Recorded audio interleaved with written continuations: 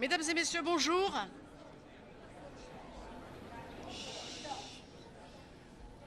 Mesdames et messieurs, bonjour. Quelques mots sur cette réunion du Conseil de sécurité, puisque le Conseil de sécurité se réunit aujourd'hui en présence du président Zelensky, alors que la Russie mène une guerre d'agression contre l'Ukraine depuis 18 mois. C'est une guerre contre un pays souverain, mais c'est aussi une guerre contre les principes fondamentaux de la Charte des Nations Unies, au premier rang desquels la souveraineté et l'intégrité territoriale des États. Mais je voudrais insister sur ce point. Cette guerre est une guerre contre les principes qui fondent notre sécurité collective. C'est aussi une guerre contre tous les pays qui souffrent de l'insécurité alimentaire que la Russie aggrave volontairement. Car c'est la Russie, et la Russie seule, qui bloque la mer Noire. C'est la Russie qui détruit les infrastructures portuaires en Ukraine et qui détruit des centaines de milliers de tonnes de céréales. Alors je redirai à l'occasion de cette réunion du Conseil de sécurité notre détermination à mettre cette agression en échec, car si nous la laissions réussir, ce seraient d'autres agressions qui se produiraient là ou ailleurs. Nous aiderons l'Ukraine, vous le savez, aussi longtemps qu'il le faudra, en lui donnant les moyens de se défendre et les moyens de se reconstruire. Nous nous assurerons que la Russie rende des comptes pour les crimes qu'elle commet en Ukraine. Nous soutiendrons aussi la préservation de la sûreté des centrales nucléaires civiles ukrainiennes menacées par l'occupation russe. Nous maintiendrons notre action de solidarité au bénéfice des pays que les actions russes fragilisent sur le plan de la sécurité alimentaire.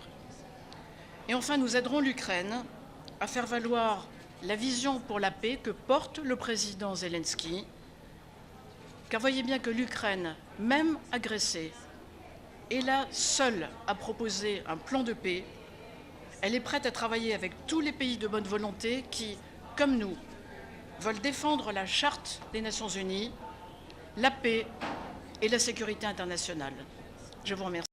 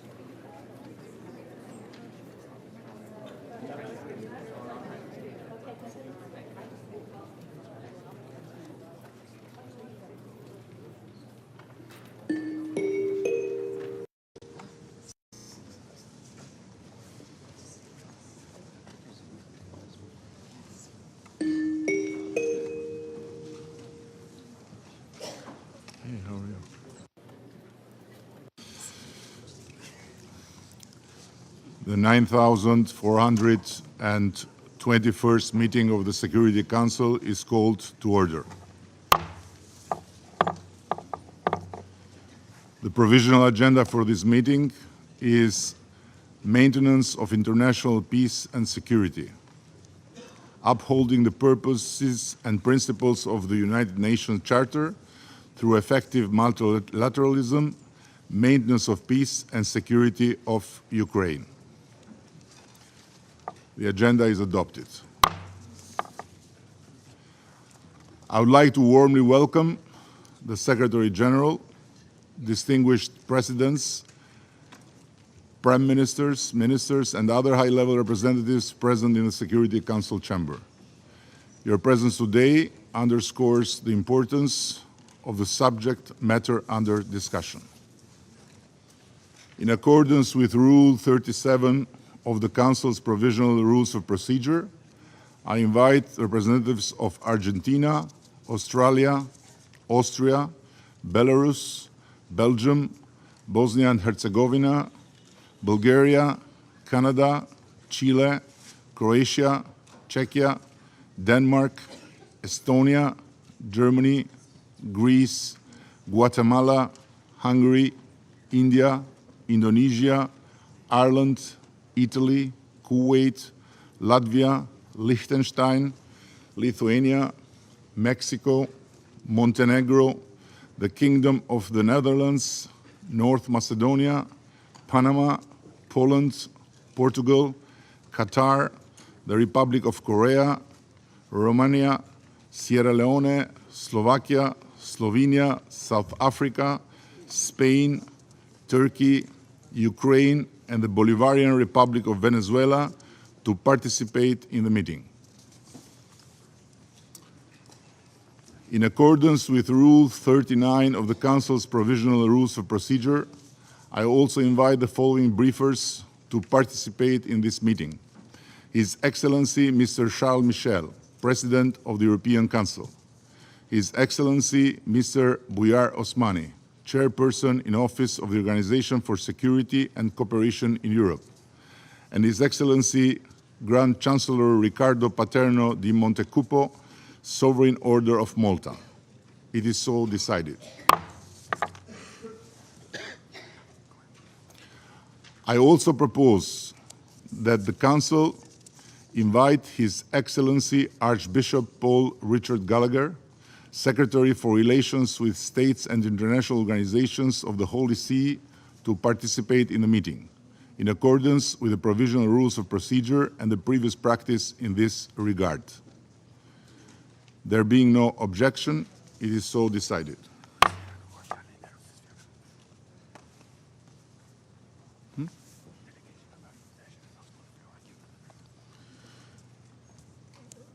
The delegation of Russian Federation has asked for the floor. Please, you have the floor.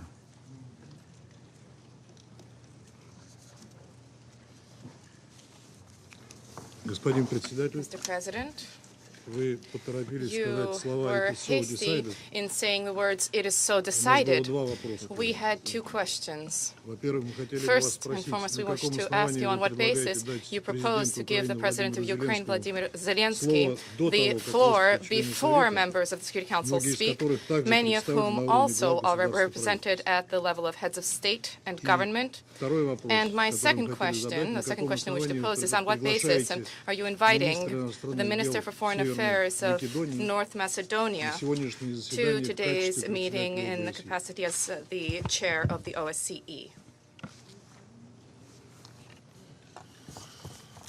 So I take note of the remarks made by the Russian delegation, and in response, I would like to confirm that notice of the speaking order was given to all Council members in advance, and in my view, it would have been preferable had this procedural matter been resolved at a technical level prior to the start of this open debate, so that we would have been able to proceed immediately to the substance of our deliberations today. I wish to recall that paragraph 33 of Presidential Note S 2017-507, agreed by consensus, states, and I quote, "When non-members are invited to speak to the Security Council, those who have a direct interest in the outcome of the matter under consideration may speak prior to Council members if appropriate." End of quote.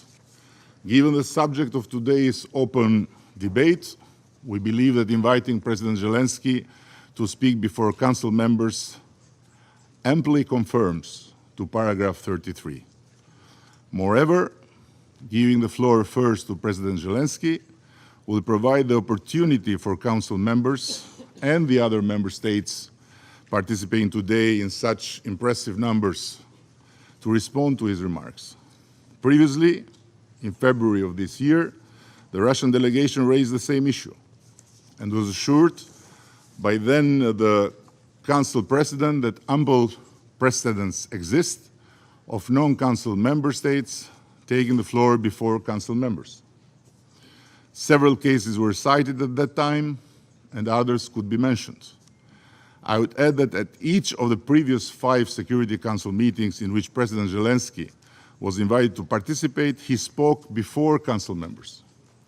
I want to assure our Russian colleagues and everyone here that this is not a special operation by the Albanian presidency, but a continuation of a long and well-established practice of this Council, and today's speaking order therefore is in full conformity with the Council's guidelines and practices.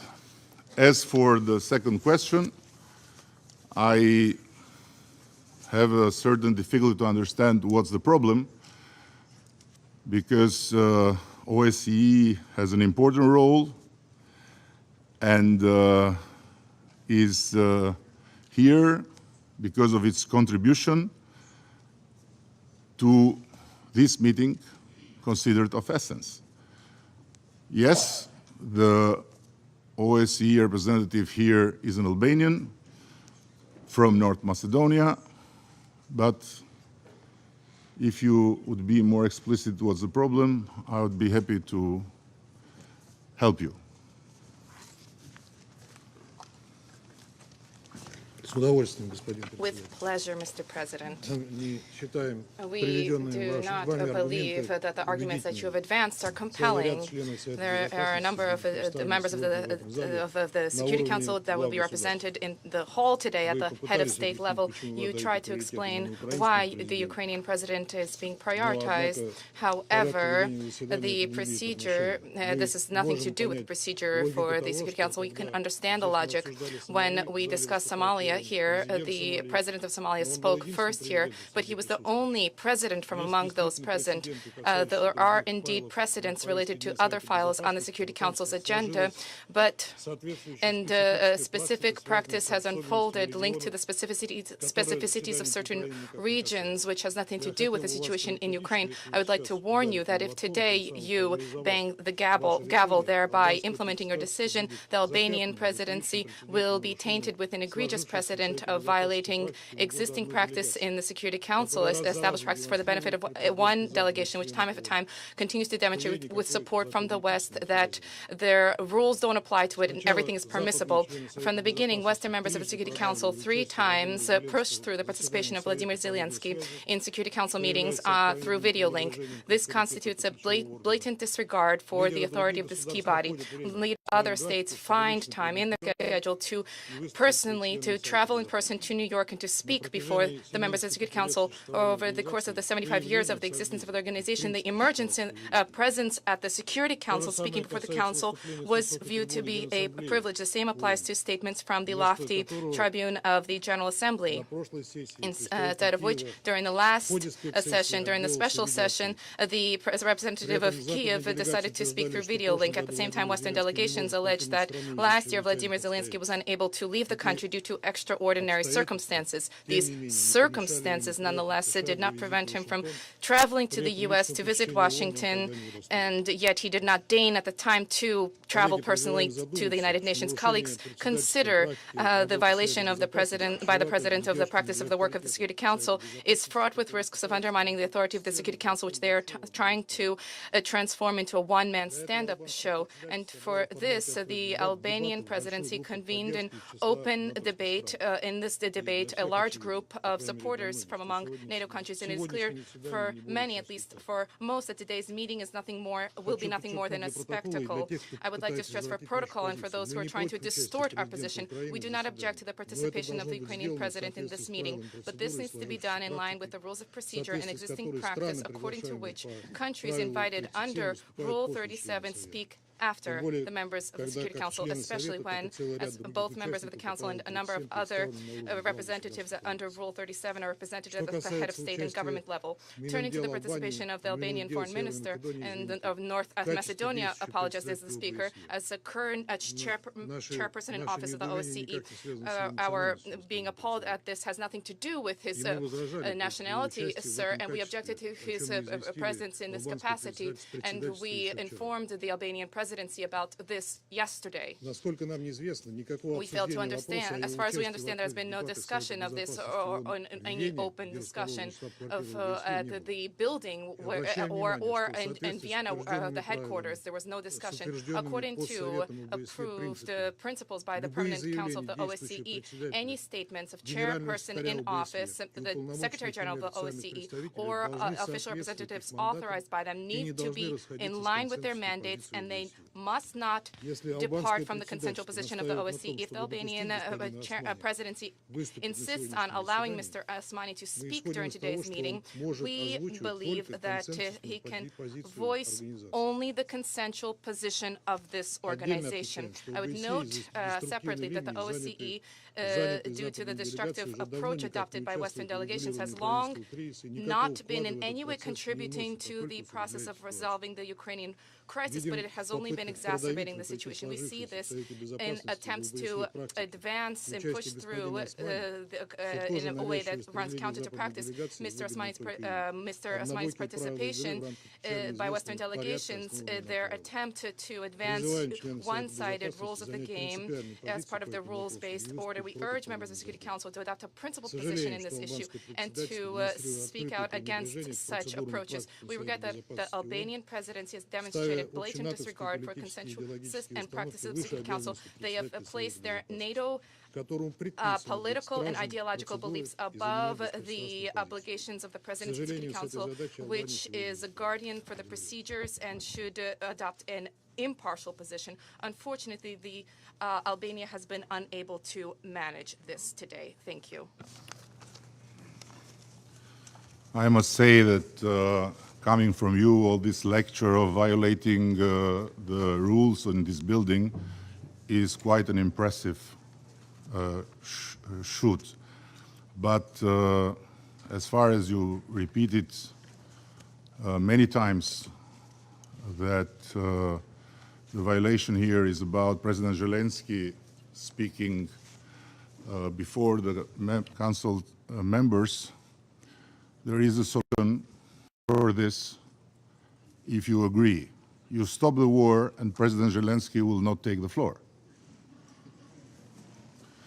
So what made him here important and what makes important for all of us to hear him first and then discuss is made from you, not from us. Thank you very much. I take note and will continue with our session. You want the floor again? Okay.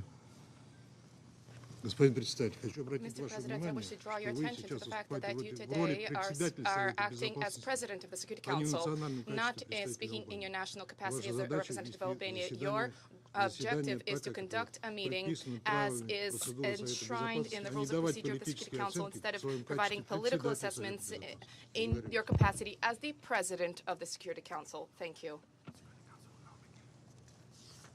I just responded to you after you addressing me as the Albanian Prime Minister, and after you continuing to say incorrect things about what the procedure is here. If you don't want me to answer as an Albanian Prime Minister, don't provoke me as such. Anyhow, let's keep going now. The security, again, okay? Mr. President, I turn to you only as the President of the Security Council. Not once did I turn to you as the Prime Minister of Albania. Once again, I stress, I'm engaged in a procedural dialogue with you, not in a substantive dialogue. Please refrain from political assessments at the beginning of your statement at the Council.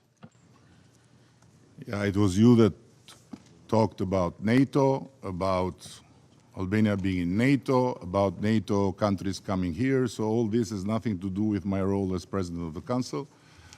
Anyhow, can we now, with your permission, continue normally the session?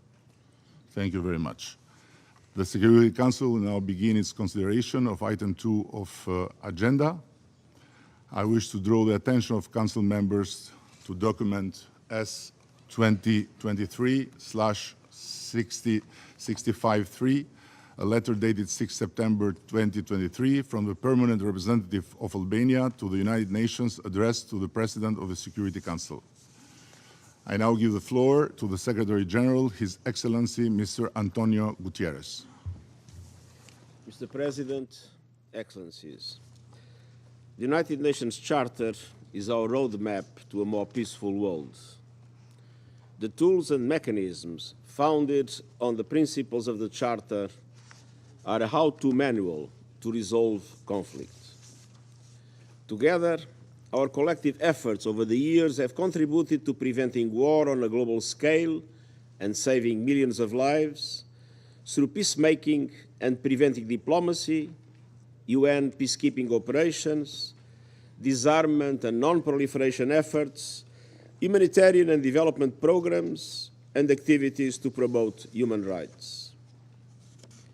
Cette semaine, le sommet sur les objectifs de développement durable, the Sustainable Development Goals Summit agreed a rescue plan for the SDGs, an essential tool to prevent conflicts and crises of all kinds. Multilateralism works. It is essential and effective.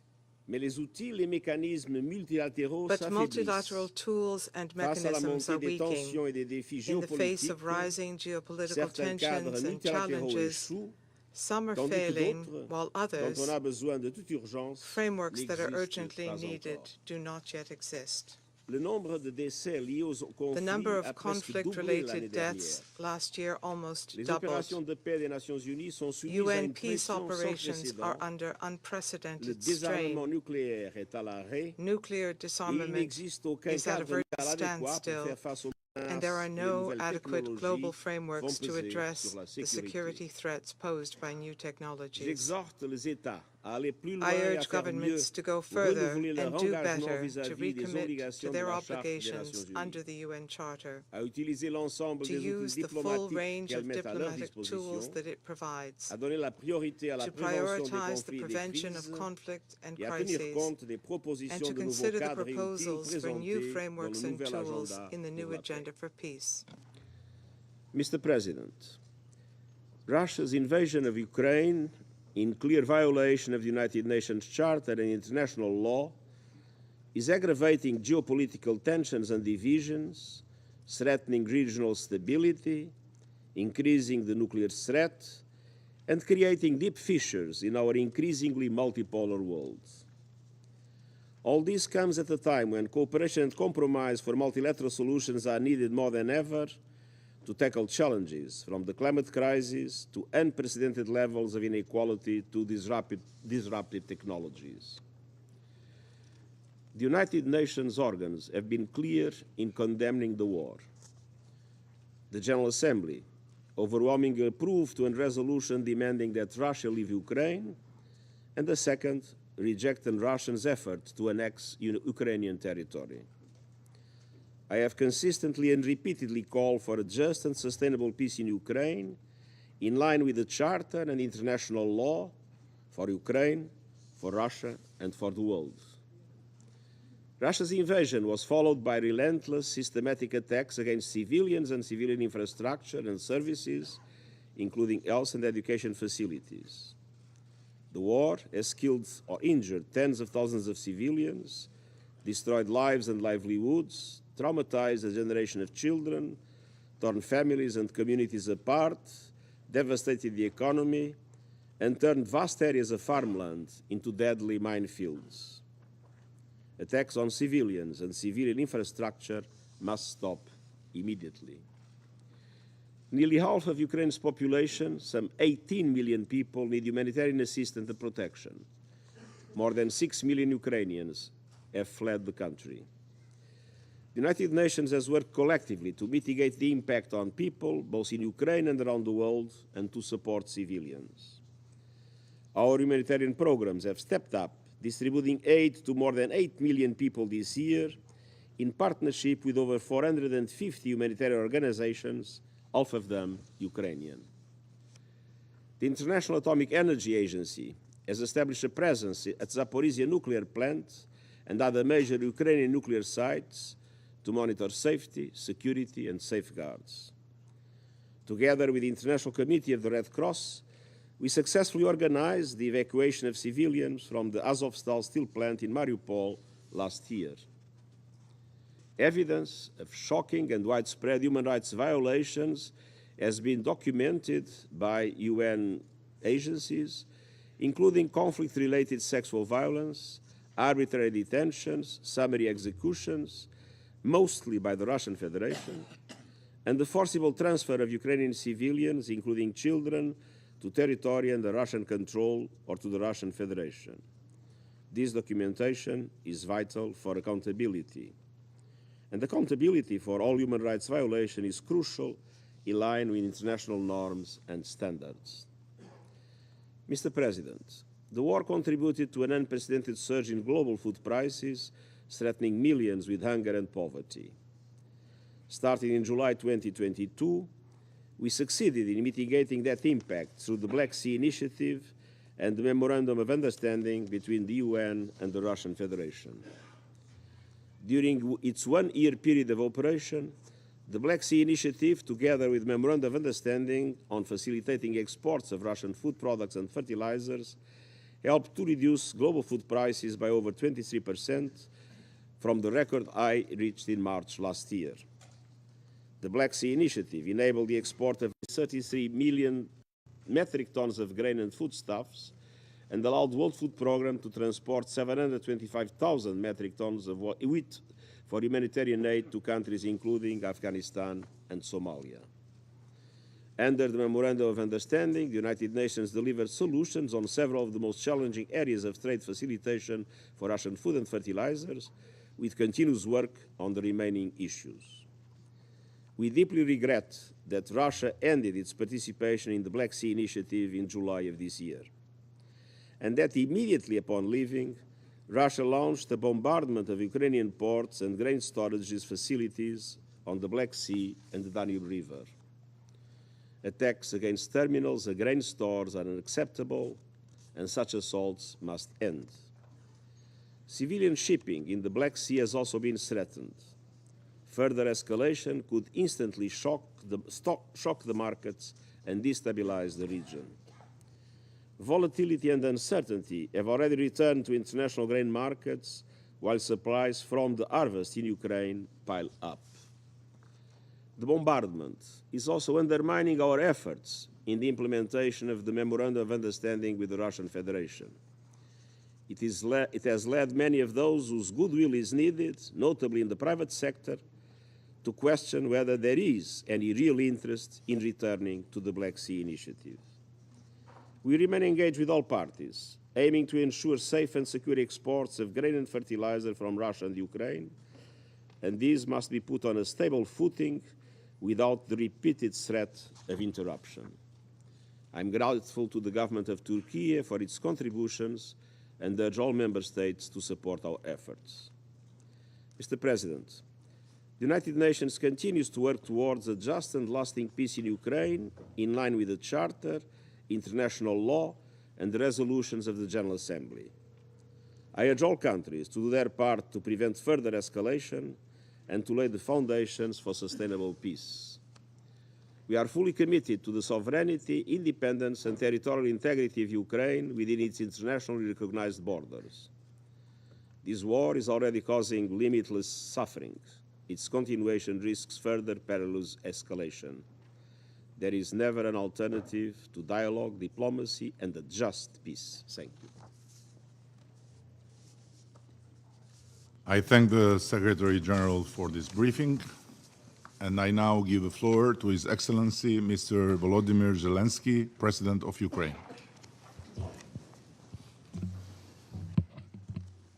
Thank you so much. Дуже дякую. Thank you.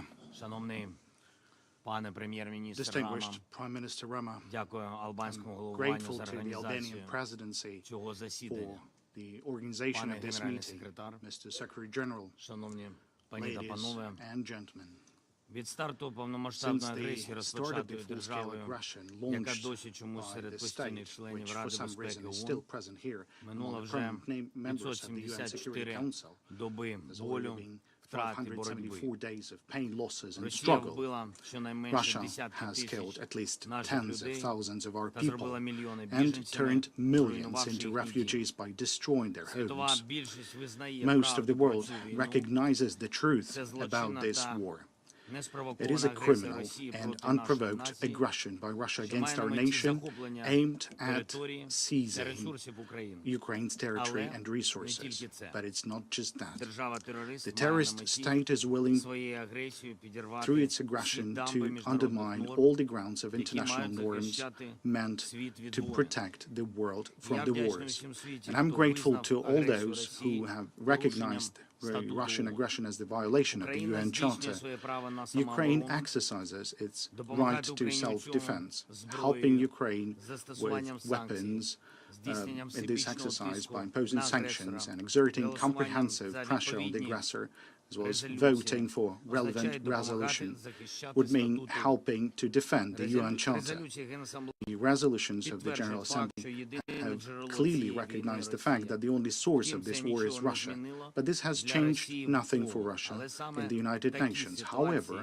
змінили these are the все situations для that have ООН. changed everything Ми for the маємо UN. визнати, We should організація recognize в глухому that куті the UN finds itself щодо in a агресії. deadlock on the Людство matters of вже aggression. не покладає надій Humankind на no ООН, longer коли pins its йдеться про hopes on захист the UN when суверенних it comes кордонів to the націй. defense of the sovereign Лідери borders світу of шукають nations. нові майданчики, World leaders are альянси, seeking які new могли би platforms and зменшити alliances that катастрофічний could обсяг reduce the проблем, disastrous які тут, у scope цих of стінах, problems, the зустрічають problems that are риторику, met here а within не these walls рішення, with rhetoric, зустрічають rather прагнення than real компромісів з solutions, вбивцями, with а не aspirations to захист життя. compromise with killers, Життя варто rather than to захищати protect lives. безкомпромісно, аби Life should захист be був defended успішним. uncompromisingly to Але я не ensure був би successful сьогодні тут, protection. якби Україна But I would not не be мала here today if пропозицій Ukraine had no саме щодо proposals конкретних precisely рішень. regarding some Вчора у specific виступі перед solutions. Генасамблеєю я Yesterday, сказав in про my те, address що to the UN General українська Assembly, I формула said that миру Ukrainian стала peace основою, formula на якій had можна become the basis модернізувати to наявну update архітектуру the безпеки existing в security світі, щоб architecture in the повернути world, реальну силу статуту ООН, to restore the міжнародного real порядку, power of the UN заснованого Charter на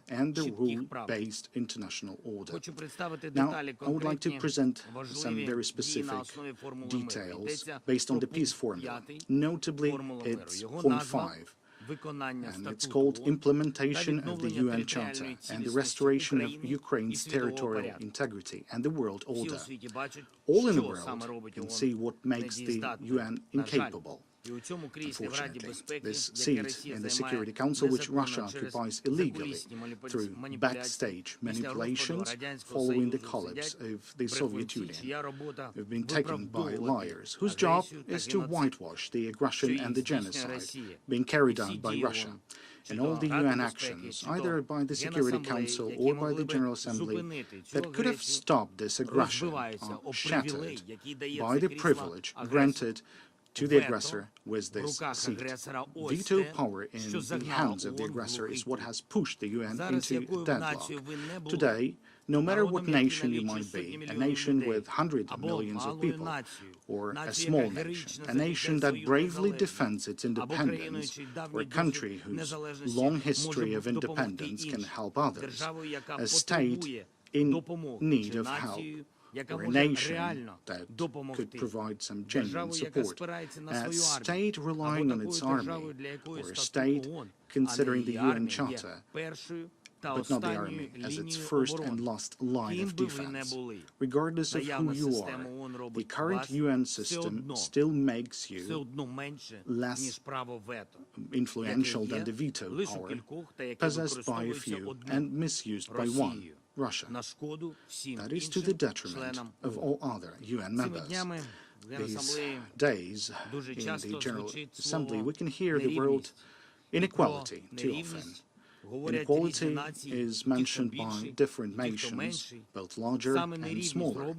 It is precisely inequality that renders the UN ineffective. I regret that so far the UN Security Council is just the largest and the most visible platform in the world. I believe, and I know that the UN is capable of more. I'm confident that the UN Charter can actually work for the sake of peace and security globally. However, for this to happen, the years-long discussions and projects on UN reform must be translated into a viable process of UN reform. And it should not be only about representation here in the Security Council. The use of veto power, that is what requires the reform. And this could be a key reform. That is something that can restore the power of the UN Charter. Ladies and gentlemen, 574 days of the full-fledged Russian aggression means 574 reasons for changes in this chamber.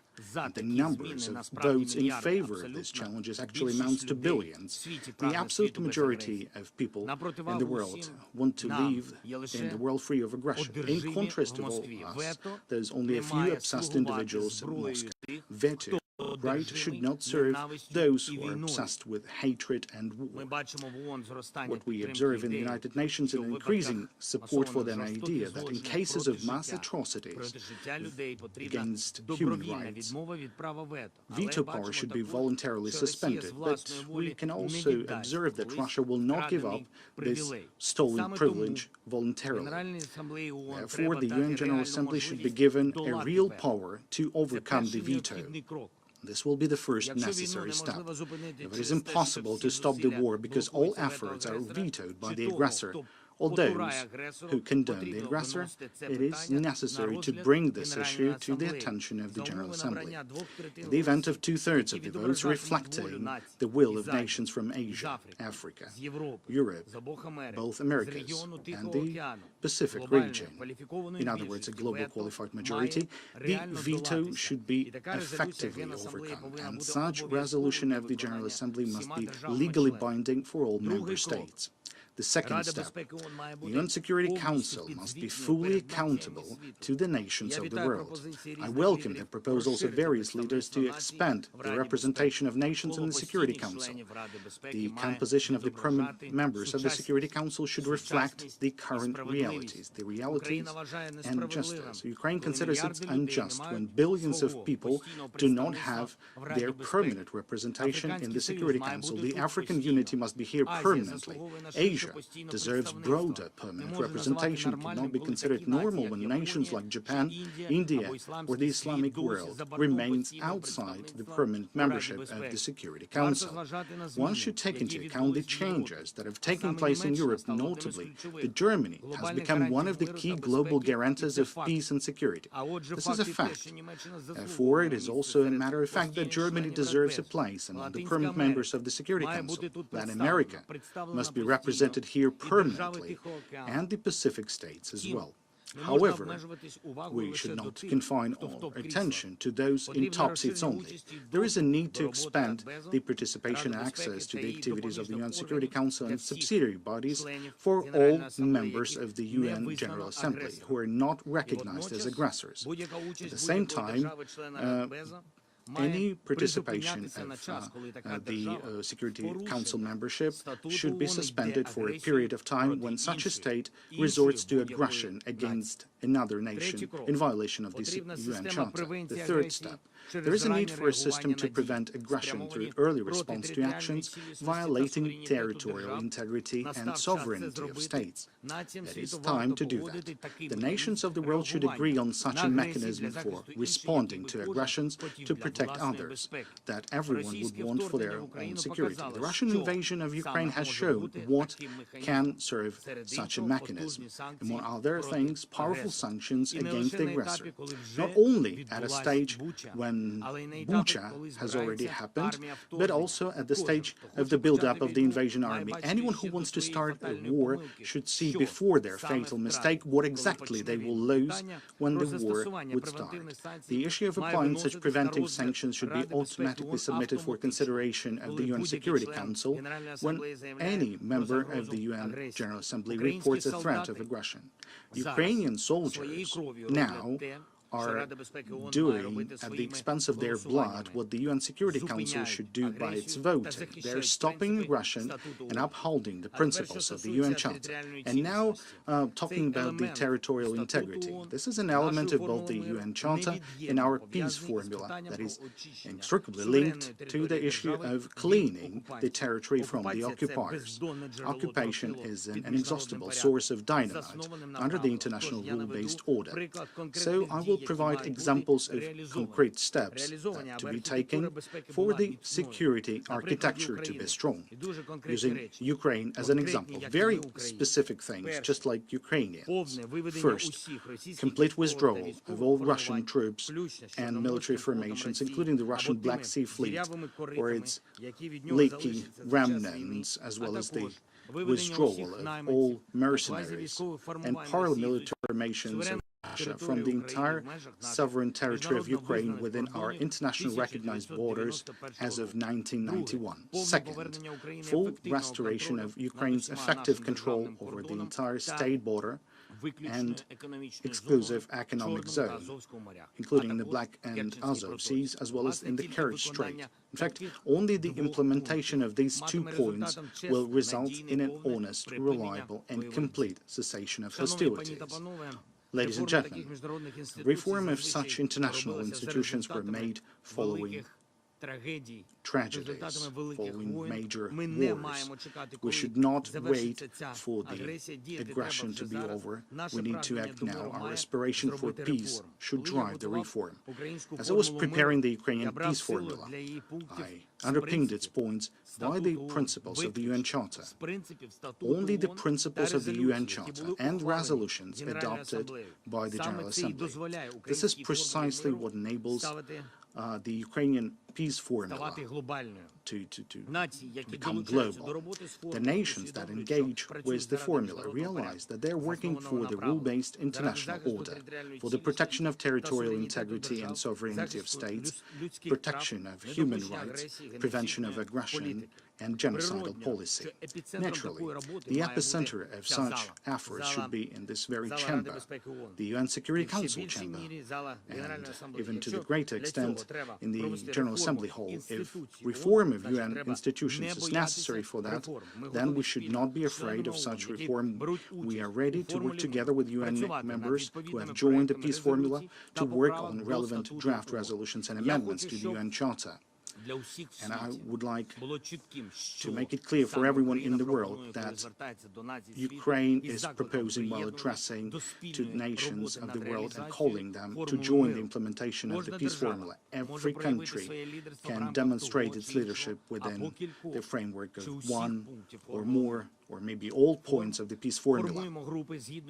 We can establish groups based on the points of the peace formula, where national security advisors to heads of states and diplomatic representatives work. Now, these groups are tasked to elaborate a list of decisions and legislative proposals to be implemented in order for the relevant point of the peace formula to be fulfilled. We're ready to hold 10 conferences at the level of advisors, and in accordance with the 10 points of the peace formula. Then a summit on the level of leaders. Later, these drafts would be prepared and submitted for consideration by heads of states at the respective summit. Thereby, all nations of the world that respect peace can actively participate in restoration of peace. Cooperation is always the key word for Ukraine in international relations. This word is also key for peace. So let the peace prevail. May our institutions and our cooperation be stronger. I thank you for your attention, and thank you for the possibility to address you. Thank you for this invitation. Thank you. Glory to Ukraine. I thank His Excellency President Zelensky for his briefing, and I shall now make a statement in my capacity as the Prime Minister of the Republic of Albania.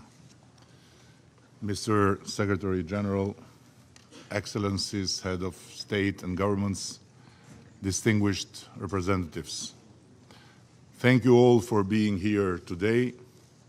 The presence of such considerable number of dignitaries speaks to the very high importance of the issue at hand. Thank you, Secretary General, for your remarks. They resonate with and reflect the values and principles of our organization. President Zelensky, I'm grateful for your presence here at such a tragic moment in your country's history. Your strong words translate the pain of your compatriots and convey very clearly, together with your firm determination, the grit of your people and the unwavering hope of your nation.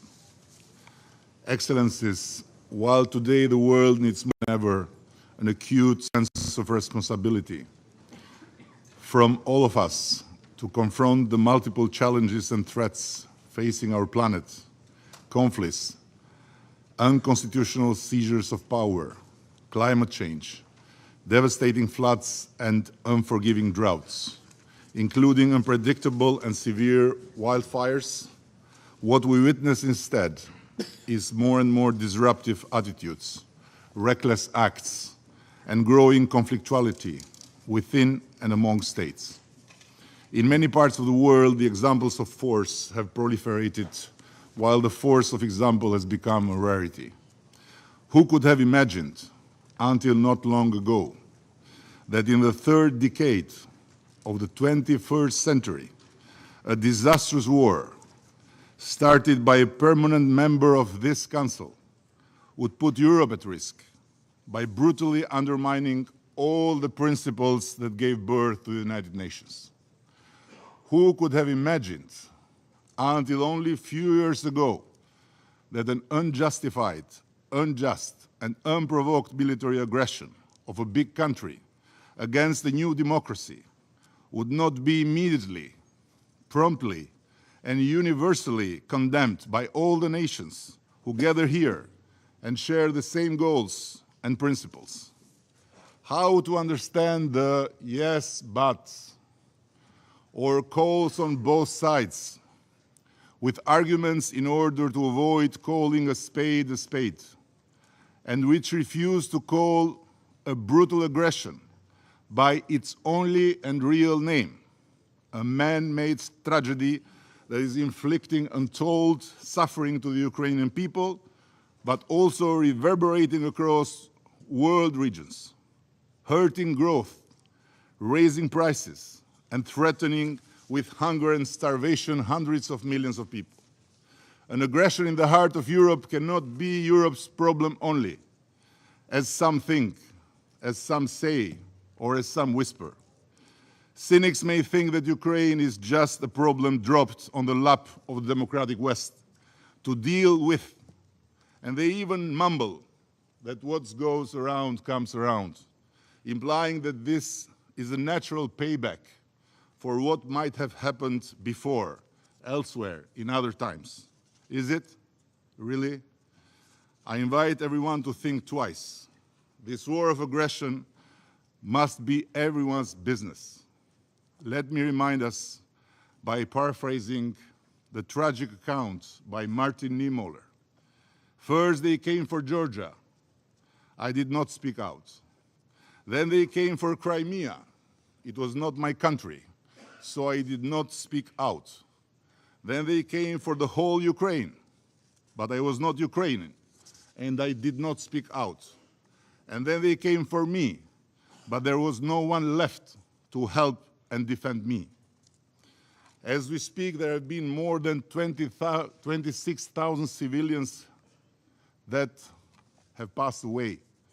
Tomorrow the number will be higher, and it will increase every other day for as long as this war continues. Given the inexcusable nuclear saber rattling that keeps coming time and again from different layers of the Kremlin, one is right to fear that one day, God forbid, this madness could turn into something far worse. And don't forget, as unimaginable today as this war was yesterday. Excellencies, we have a duty to help those in need, and in this respect, Ukraine and Ukrainians. We may differ, of course we may differ, on how to support Ukraine in its fight for freedom and dignity. We may have different views on how to end this war. Let's discuss them. But it would be an insult to the intelligence of this organization if we fail to unanimously recognize and say loudly who is the aggressor and who is the aggressed. It is the same sharp difference between war and peace as Tolstoy would remind you. Go back and read him. If we fail to admit this crystal clear truth, we are not only letting down Ukraine and its people. We are failing our core responsibility, compromising the future, and betraying all our children, from Brazil to Spain, from the Arctic to the Southern Pole. The struggle of Ukraine is also the struggle of everyone who aspires to live in a world where nations are free and equal, where territorial integrity is undisputable and their right to live in peace is unquestionable.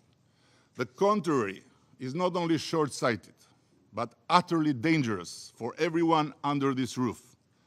This is why everyone has to do its part. Albania is a small country. Our continued support to Ukraine may not change the dynamics on the battleground, but it contributes to not rewarding aggression, to not accepting annexation, and not letting the obvious become dubious. And again, I repeat, we may differ on how to deal with this. We may have different views on how to go towards peace. But how possibly we can have different views on who is the aggressor and who is the aggressed? Excellence, le devoir principal. Excellencies, the main duty of the Security Council is to act decisively on behalf of the entire world and in the service of the world. We can well understand those who are many in number who ask, what is the Security Council doing? The abusive use of the right to veto, sadly, has held the Security Council hostage. It has paralyzed the Council, but it has not reduced it to silence. As we can see, the proof is here in this meeting. The force of rules and values bring us together. They should not be replaced by rules of force and the rejection of values. The world is dangerously tipping into what could become a tragedy for all of us. Recalling the experience of the Western Balkans, we have seen where the path of brutality can lead to, and the tremendous costs it brings for all, including for the perpetrators. History has confirmed that those who saw war as a shortcut to achieve their goals ended up regretting it forever. Russia has tried many times to use, or better, misuse, the changed reality in the Western Balkans, particularly the birth of the Republic of Kosovo, to justify their neo-imperial dreams and the subsequent nightmare they have exported in Ukraine. No matter how hard one may try, Kosovo, whose independence has been sanctioned by the International Court of Justice, Chapter 14 of this Charter of United Nations, International Court of Justice, cannot serve as a pretext for territory grab or illegal annexations. If today a lasting peace in our region is within reach, this has to do first and foremost with the lesson learned that the most efficient way to overcome the past and shape a common future is through cooperation, not through division, by promoting free movement of people, goods, services, capitals, not by raising artificial barriers, by building bridges for our kids to enjoy freedom and prosperity, whatever their language, whatever their race, whatever their nationality, not erecting walls for our ghosts of the past to seek and hide in endless blame games. I'll end with this.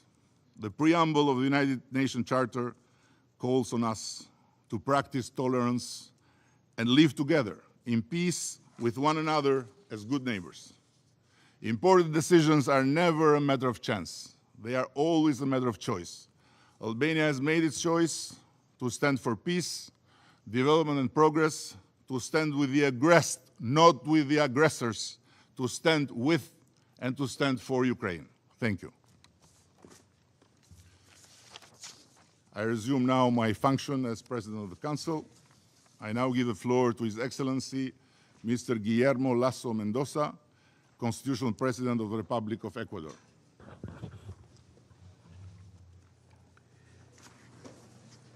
Su Excelencia Edi Rama, Your Excellency Edi Rama, Prime Minister of the Republic of Albania and President of the Security Council. Permítame primeramente felicitarlo por la impecable conducción del Consejo de Seguridad.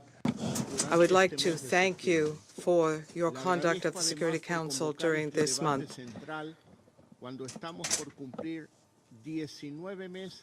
It has been almost 19 months since the beginning of the war of aggression against Ukraine.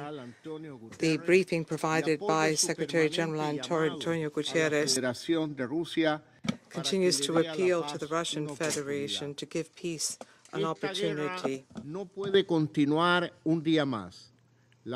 This war cannot go on yet another day. The Russian Federation must immediately suspend its military operations in accordance with the order of the International Court of Justice. The ruling of that court, the highest International Court of Justice, the ruling of that court, the highest legal system in the world on the 16th of March 2022. This prolonged war was initially denied and was called a mere special military operation. In addition to destroying Ukraine, costing the lives of thousands of people, it is undermining the very purposes and principles enshrined in the United Nations Charter, in particular that of territorial integrity.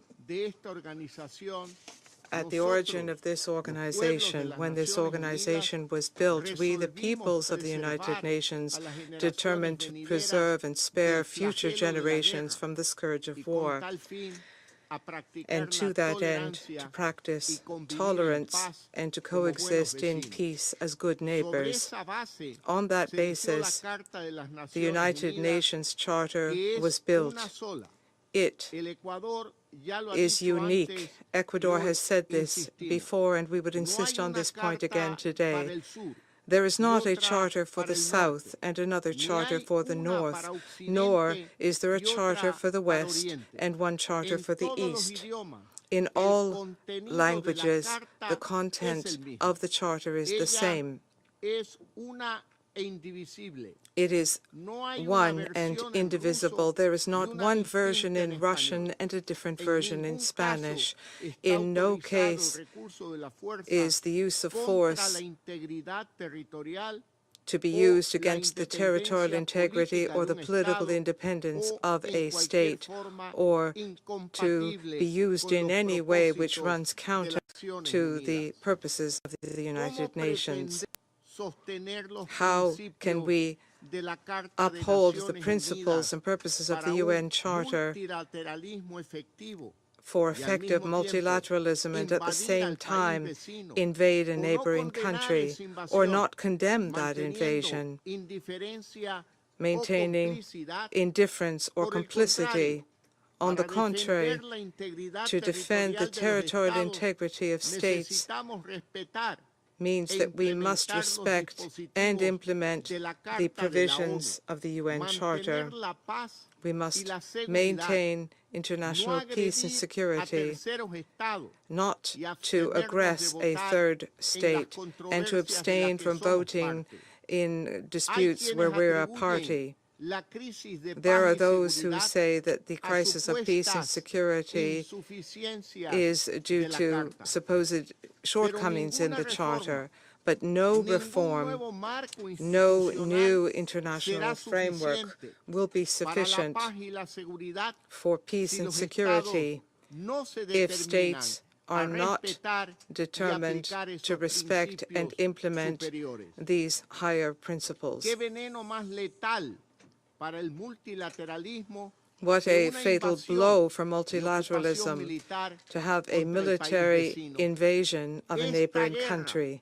This war, which has impacted the dynamics and the work done in this Security Council, continues to undermine trust in the UN system.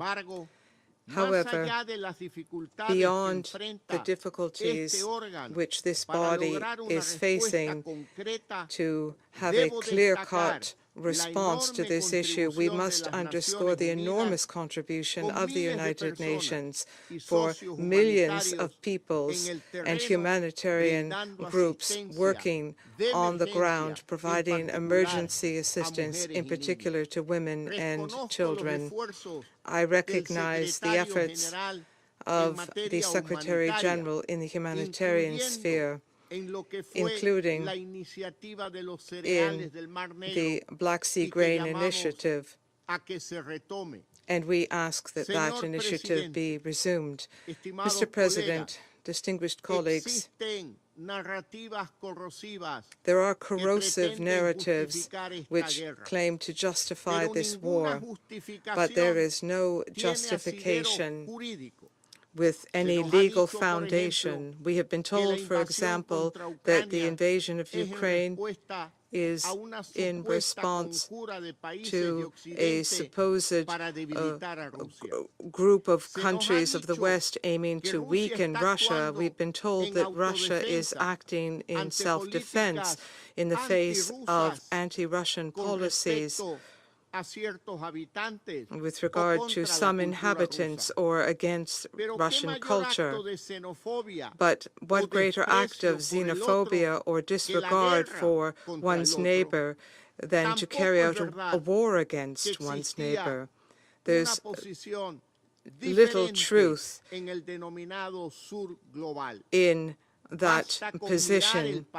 We need only look at the pattern of voting in the General Assembly when resolutions have been adopted on the territorial integrity of Ukraine with a vast, clear majority. Of course, there is no veto which can halt the force of the General Assembly when it comes to defending the territorial integrity of its members. And this majority is not a majority of alliances or partnerships, as some claim. Ecuador rejects any invasion, regardless of the country committing that invasion. Moreover, and in particular, if that country holds a permanent seat in this body. The Secretary General, Boutros Boutros-Ghali, affirmed that only a power can impose order on chaos. It is the power of principles which transcend changing perceptions of coexistence in the short term. Ladies and gentlemen, among the hundreds of thousands of people who have fled war, there were some there were many Ecuadorians. Many of them had to flee through emergency operations with a support team out of Ukraine and into neighboring countries. These people were some of the first people impacted by the serious humanitarian fallout of this invasion, which continues to worsen. Millions of people are now forced to leave their homes. They have been the hardest hit. Primarily women, girls, and boys are the ones who are hardest hit. This war has continued to have a global impact as well. It has exacerbated the nuclear threat. It has led to global food insecurity, and it has impacted economies, in particular the economies of developing countries. For all of these reasons, we appeal to the members of the Security Council individually and collectively to redouble our support so that the efforts and the good offices of the Secretary General can be played out on the humanitarian and political fronts so that we can work towards just peace based on territorial integrity and on the principles of the UN Charter immediately. Thank you very much. Thank you. Thanks to His Excellency Mr. Lasso Mendoza for his statement. I now give the floor to His Excellency Mr. Nana Addo Dankwa Akufo-Addo, President of the Republic of Ghana. Mr. President, I thank you for making me a part of this important meeting on how we can uphold better the purposes and principles of the United Nations Charter, with the unfortunate tragic events in Ukraine serving as a backdrop. I'm grateful to Secretary General Antonio Guterres for making a compelling case of the shared benefits we derive as member states when we choose to be peace-loving, as required by the Charter. Mr. President, none of us here in this chamber can claim not to be aware that our world is in a troubled place. The sharp differences in geopolitical competition among major powers and the intense convergence of the crises in the world, particularly of conflicts, climate change, inequality, unconstitutional changes of government, and unsustainable development, have undermined global trust and solidarity and unraveled the common logic that has prevailed since 1945, which is, it is better to suffer the inadequacies of the multilateral system for the greater good than to pursue the chaos of the unknown for national advantage. In this context, and being mindful of the reality that neither geographic boundaries nor political ideologies have been able to isolate any state from the burden of the prevailing crises, Ghana continues to hope in earnest for an end to the war against Ukraine and for the construction of a future marked by peaceful coexistence, mutual cooperation, and brotherly relations between the two neighboring countries. Indeed, the Russian Federation's aggression against Ukraine is plainly wrong. We have said so on many platforms. The war has had an increasingly devastating toll on the people of Ukraine and the rest of the world, particularly for those of us in Africa, and has challenged our shared values of international peace and security. The turnings of the war have constrained collective efforts in reinvigorating multilateralism and impeded common approaches to confront effectively several complex challenges of our time. For those of us in Ghana, however, the unfolding situation is not a lost cause. Whilst we are rightfully distressed by what is happening around us, we believe that together we can still mitigate the challenges of the unknown if we are prepared to cooperate for a peaceful, careful, managed process of the reform of global institutions that would redistribute fairly responsibilities and authority to reflect the present realities of our world. We also believe that history has a lesson to teach, and the painful lessons of the two previous world wars inspired the solemn commitments made by the founders of the United Nations to refrain from the use of force in their relations among states. That common understanding to replace force and might with the rule of law, cooperation, and the peaceful settlement of disputes underpins the purposes and principles of the United Nations Charter and remains valid if we are to avoid a Hobbesian state of affairs in interstate relations.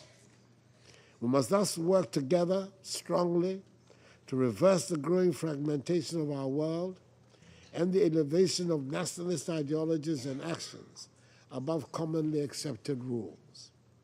Violation of sovereignty and territorial integrity of states and attempts to normalize such violations or selectively apply the rules of international law and the Charter would only undermine the promise of the past and the hope for future generations.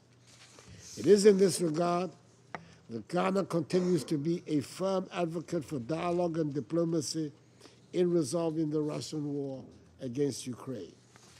We do not do so because of want of a resolution of the dispute at any cost, but united in our belief with many others, we believe the only pathway for a comprehensive, peaceful, and sustainable resolution of the dispute is one that must be just and based on the Charter of the United Nations and international law. In taking a principled position on the conflict in Ukraine, Ghana has been concerned about the ramifications of the war on the global community and multilateralism. We therefore welcome the opportunity that the new agenda for peace provides, which is to reset our common understanding on how, among others, we relate with each other as states, can reinforce the preemptory norms of international law that have provided us stability for almost 8 decades, and find new ways of addressing old challenges that continue to undermine states and the sovereignty of nations. Mr. President, in support of the choices we need to make for a renewed and inclusive in multilateralism, I would want to share 3 key messages. Firstly, many of the organs and institutions established by the Charter, such as for the Security Council, continue to be relevant, but the Council's composition and working methods need renewal through the completion of the long outstanding reforms. In support of the Common African Position on Security Council reforms contained in the Azulwini Consensus, Ghana urges a transformation of the dialogue among member states to envisage an endpoint that delivers a Security Council that is representative and which also addresses the historical injustice done the continent of Africa. To overcome knotty discussions around the veto, we encourage the ongoing efforts to limit its use and the subsequent placement of a moratorium on its use that will lead progressively to its removal over a reasonable period of time. We cannot continue to have a Security Council that is structurally limited from being effective and yet demands universal acceptance for its decisions. As many other things in life, with changes, we need to adapt, and with authority comes a responsibility that must be kept. Secondly, the peace of the world is indivisible and integrated with all other global arrangements beyond our collective security. Our efforts of preventive diplomacy must be comprehensive and broad-based. We need to be aware that, for instance, inimical economic and financial policies have an enduring impact on peace, and that global policies in the structure and functioning of international institutions cannot remove the centrality of peace from their raison d'etre. We must strengthen in a comprehensive and integrated manner our efforts in preventing the outbreak of violence or resurgence of new conflicts. Thirdly and finally, multilateralism at the global level must be accompanied by effective regional partnerships, partnerships that help to anticipate better threats to our common humanity, which prioritize specific means for resolving differences, and which cuts across regions to enhance its effectiveness when required. When we fail to leverage fully the potential of regional bodies, we can only have ourselves to blame when multilateral efforts at the global level are unable to deliver.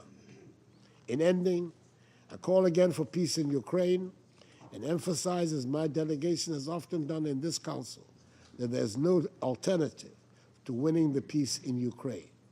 We hope the Council can help this United Nations to assume an enhanced role in support of peace efforts around the world, but in particular in Ukraine, for the benefit of all peoples. Mr. President, I thank you for your indulgence. I thank His Excellency Mr. Akufo-Addo for his statement. And now I give the floor to His Excellency Mr. Alain Berset, President of the Swiss Federation. Merci beaucoup, Monsieur le Président. Tout d'abord pour avoir organisé ce Thank you, débat. first and foremost, for organizing this debate, and I also wish to take this opportunity to thank the Secretary General of the United Nations for his remarks. But beyond his remarks, I wish to thank him for his steadfast, unstinting commitment to the advancement of peace, the advancement of dialogue, and especially when it is most difficult. Excellencies, ladies and gentlemen, first of all, the facts, and they are not positive. The times we live in are marked by the questioning of multilateralism, the multiplication of conflicts, and the deepening of inequalities. And there's a question, where's our responsibility? Where does our responsibility, our shared responsibility lie? Our responsibility, we who have convened here, at the very minimum, that is to recall the essential principles enshrined in the Charter of the United Nations. I've had a copy here, of course, and to fulfill the mandate which has been entrusted to us. This core text expresses our desire, our shared desire, the shared desire of all peoples to live in peace. And this text is a guarantor of universal values, the overarching principles of the multilateral order, sovereign equality of states, and a prohibition on the use of force, defense of human rights, including economic, social progress for people. And in this war, as we know, the suffering of civilians is a common denominator. It is always civilian suffering. And international humanitarian law imposes obligations upon us and upon all parties to conflict. As you are aware, Swiss is a depository of the Geneva Conventions.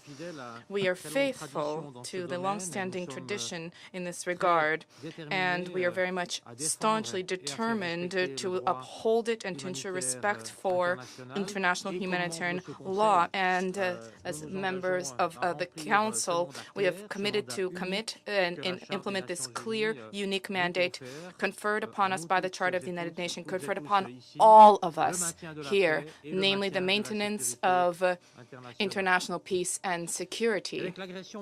With Russia's military aggression against Ukraine, the Charter has been violated at a large scale.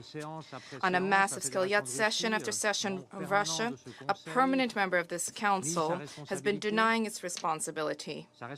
Its responsibility for the thousands of dead and wounded in Ukraine, its responsibility for the millions of displaced persons, and finally its responsibility for all those plunged into deep insecurity wherever they are in the world, including incidentally, in Russia. The consequences of this war, distinguished colleagues, ladies and gentlemen, the consequences of this war are planetary in nature. Global food security has been undermined. The energy sector has been disrupted. Nuclear risks are increasing. Inequalities are growing. Switzerland demands that the Russian Federation respect the Charter, that it respect its principles. And once again, we call upon the Russian Federation to cease hostilities, to withdraw its troops from Ukrainian territory, and respect the sovereignty and territorial integrity of Ukraine. Ladies and gentlemen, while the mandate of the Security Council is clear, it is not always as effective as it should be, as one would desire. While the objective is to save lives, guarantee global security, reinforce stability, our discussions are bogged down on issues that fail to produce tangible results on certain issues. This Council must not squander the most precious asset at its disposal, the trust of those who rely on it, to work to guarantee them a life in dignity and peace. And we have the means to fulfill this mandate, as has been illustrated in the 26 resolutions that the Security Council has adopted since the month of January. These are resolutions that are geared towards promoting peace and security in Colombia, in Afghanistan, in Iraq, and in South Sudan. And these examples are really there to show us that the Security Council, even though it is more difficult than in the past, has retained its capacity for action. Of course, there's an urgent need for reform in Switzerland. Has been committed for a number of years to greater and better representation, beginning with the African countries, committed also to better working methods. And yet we are all aware of the fact that no reform can replace the will of states to respect the Charter. In the new agenda for peace, the Secretary General has indicated further steps forward to step up our action in multilateralism, to strengthen to close ranks around the principles of universality, of solidarity and trust. And we have been assuming this duty of solidarity. In Ukraine, we are committed to alleviating the suffering of the civilian population, rendering justice to the victims, promoting a political solution to the conflict in due time. We have opened our doors to people fleeing the war. We have been delivering humanitarian aid. We have been collaborating with the Ukrainian government on the process of reconstruction. And the challenges, the tasks facing Ukraine are immense. To give just one example, an area four times the size of Switzerland. Switzerland is not a large country. 4 times the size of Switzerland. That is the territory of Ukraine, which has been contaminated with mines. And there, too, we have been supporting humanitarian demining with our know-how and with deliveries of equipment and a commitment that we will continue to shore up. And it is in the same spirit of solidarity that we are calling for the relaunching of the Black Sea Initiative. We wish to take this opportunity to express our gratitude to the Secretary General for his tireless efforts in this regard. Excellencies, distinguished colleagues, multilateralism is the only option. The only option to achieve peace, the only way to move away from individualistic thinking in which each side seeks only to defend their own interests, to maximize their own influence, the only option to relaunch the search for common sustainable solutions that guarantee a dignified life for all. And against this backdrop, in this spirit, Switzerland welcomes diplomatic initiatives in favor of a lasting peace in Ukraine, a peace rooted in the principles of the Charter of the United Nations, the Charter which is truly the cornerstone of peaceful coexistence of all states. In the past and today, threats, isolationism, violence have never provided answers to the dysfunctions and imbalances of the world in which we live. And this Council, Security Council, can only successfully fulfill its mandate. Therefore, ensure the common desire of all people of this world to live in peace and security to be made a reality. Only can it achieve this if it acts in a spirit of trust and collaboration. This spirit must guide everyone around this table. Today we have an opportunity to reverse course, to change the situation. We have this opportunity, but there's a need for will to be there, for ardent will to be there, because a lasting peace is worth more than any fleeting gain. Thank you. Mr. Berset for his statement. And now I give the floor to His Excellency Mr. Fumio Kishida, Prime Minister of Japan.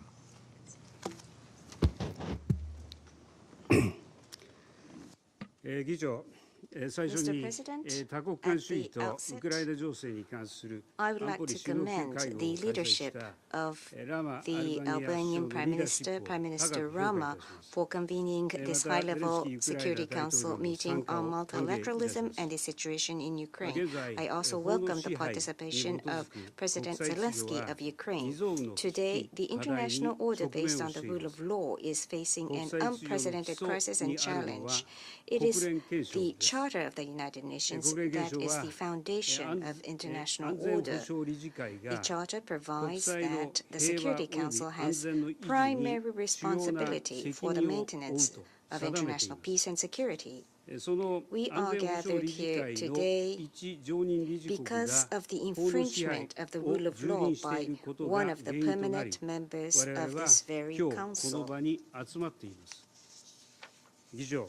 Mr. President, I visited Kyiv and Bucha in March of this year and also went to the sites of the tragedies. I will never forget the heartbreaking feelings I had at that time.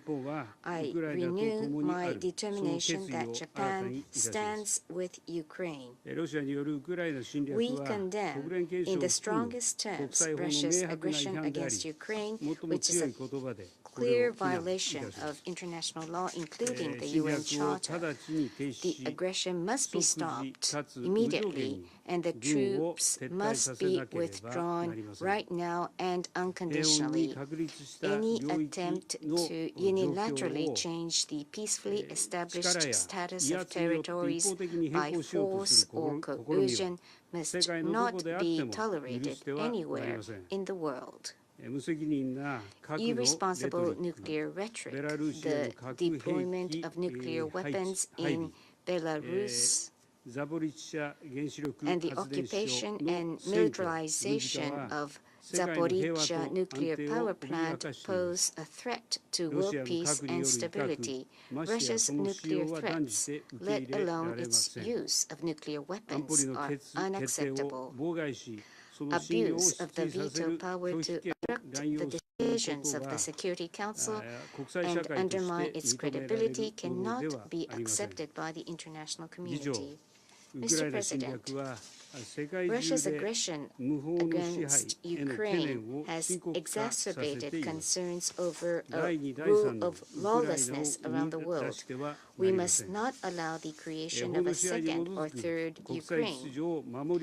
It is essential to achieve a comprehensive, just, and lasting peace in Ukraine conforming to the principles of the UN Charter in order to protect an international order based on the rule of law. Japan supports President Zelensky's sincere efforts to uphold the basic principles of the United Nations Charter in his peace formula. In Hiroshima in May, I myself, together with leaders of a wide range of countries, including Ukraine, affirmed the importance of the principles of the Charter, including respect for sovereignty and territorial integrity and the peaceful resolution of disputes. Following these discussions, 2 meetings of national security advisors on Ukraine were held. Japan welcomes the participation of many countries, including the so-called Global South, and will continue to make a positive contribution. Mr. President, we must not forget that the aggression against Ukraine has caused serious problems such as refugees, food and energy insecurity, and threats to nuclear safety, and has led to suffering for many people around the world. Japan is committed to working together with other nations to promote efforts to support the afflicted people. Japan strives to promote human-centered international cooperation, overcoming differences in regimes and values in order to protect human dignity. Mr. President, there has never been a time when effective multilateralism, the theme of today's debate, is more needed than now. We must overcome numerous calamities, including the aggression against Ukraine, and realize multilateralism rooted in a spirit of solidarity. Bearing this in mind, I myself have engaged in a series of discussions with leaders of various countries. Japan has also organized Security Council open debate on the rule of law and peace building during our Council presidency to listen to the diverse voices of the international community. Japan will further strengthen its efforts to resolve issues concerning international peace and security, including through preventive diplomacy, while upholding the rule of law under multilateralism. Mr. President, now is the time to return to the unshakable principles that we, the Member States, have built up since 1945, including the United Nations Charter, and work toward a world of cooperation, not division and confrontation. To this end, strengthening the functions of the UN is an urgent task. The Security Council must be enlarged in both its permanent and non-permanent seats to better reflect the realities of today's world, including Africa. We must now take concrete action looking ahead to the Summit of the Future and the 80th anniversary of the establishment of the United Nations. It is time to move forward to realize the UN as a platform that listens to people facing difficulties and works with them to confront challenges together, aiming for a world that respects human dignity. Thank you for your attention. I thank His Excellency Mr. Kishida for his statement, and I now give the floor to His Excellency Mr. Robert Abella, Prime Minister of the Republic of Malta. Thank you, Eddie, Mr. President, Mr. Secretary General, dear colleagues, excellencies, and also dear friends.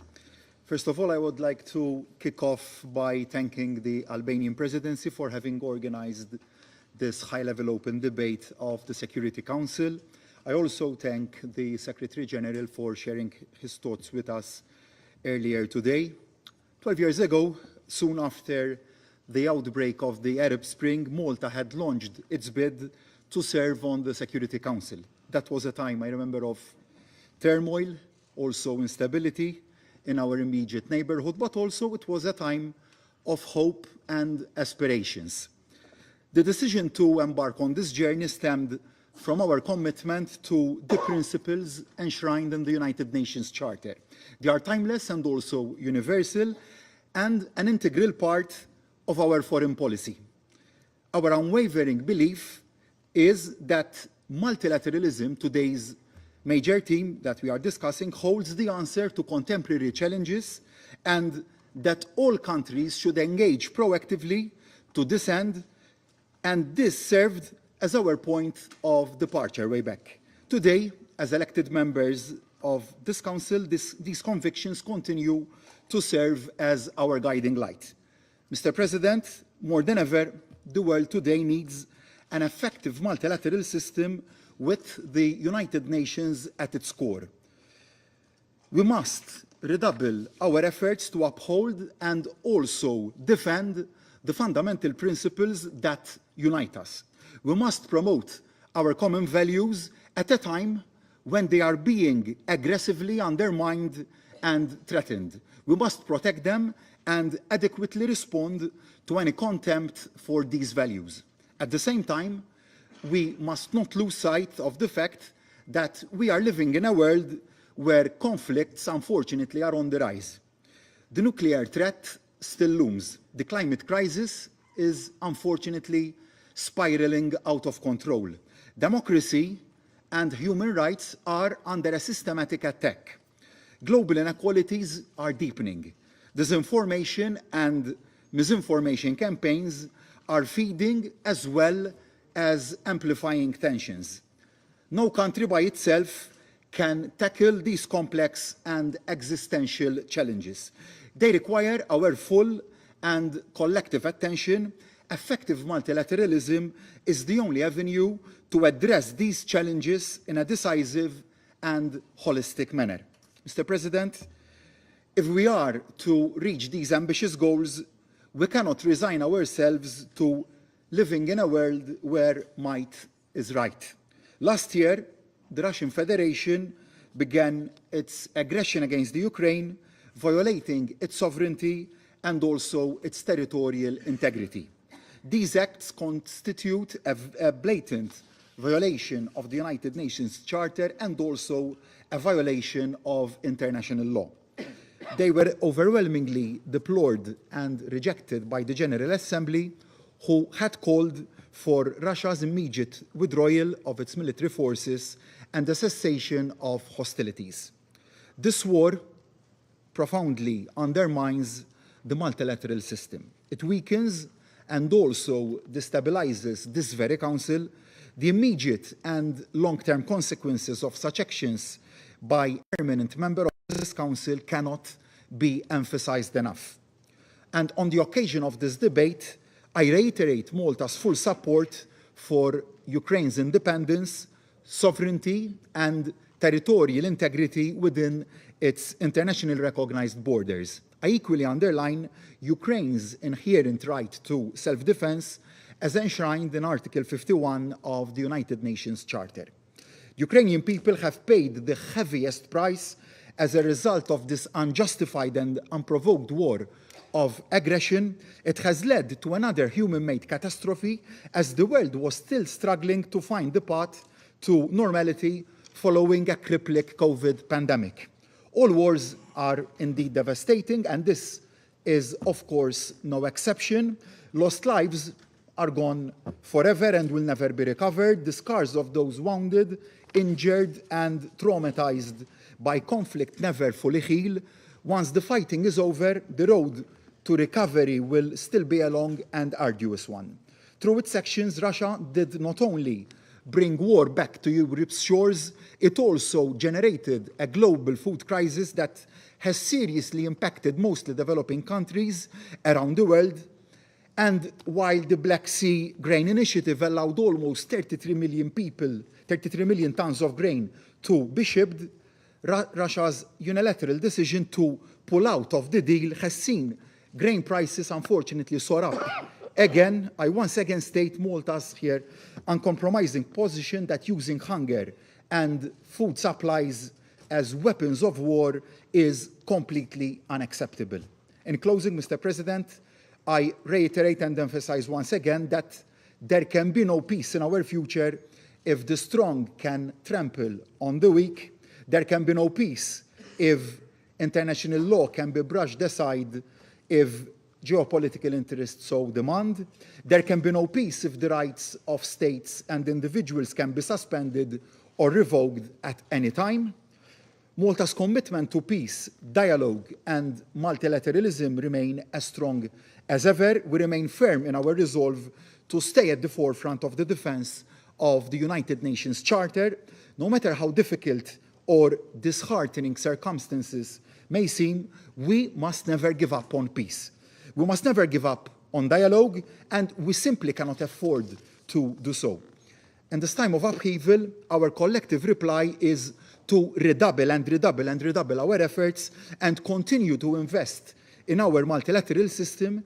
In doing so, we must also reform this Council to make sure it is truly fit for purpose in today's world. A Council that is more transparent, more effective, more representative, more accountable, and also more democratic. Meanwhile, we remain convinced that the only step towards a lasting peace in Ukraine is for Russia to immediately cease all hostilities. It must unconditionally withdraw all its forces and also its military equipment from the entire territory of Ukraine within its internationally recognized borders. Thank you. I thank His Excellency Mr. Abella for his statement.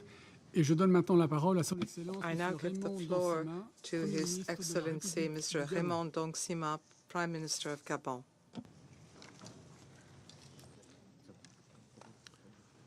Monsieur le Président, je remercie le Mr. Secrétaire général des President, Nations Unies I thank the UN Secretary General for his enlightening briefing on the terrible conditions and the fallout of the war in Ukraine 19 months after the outbreak of war.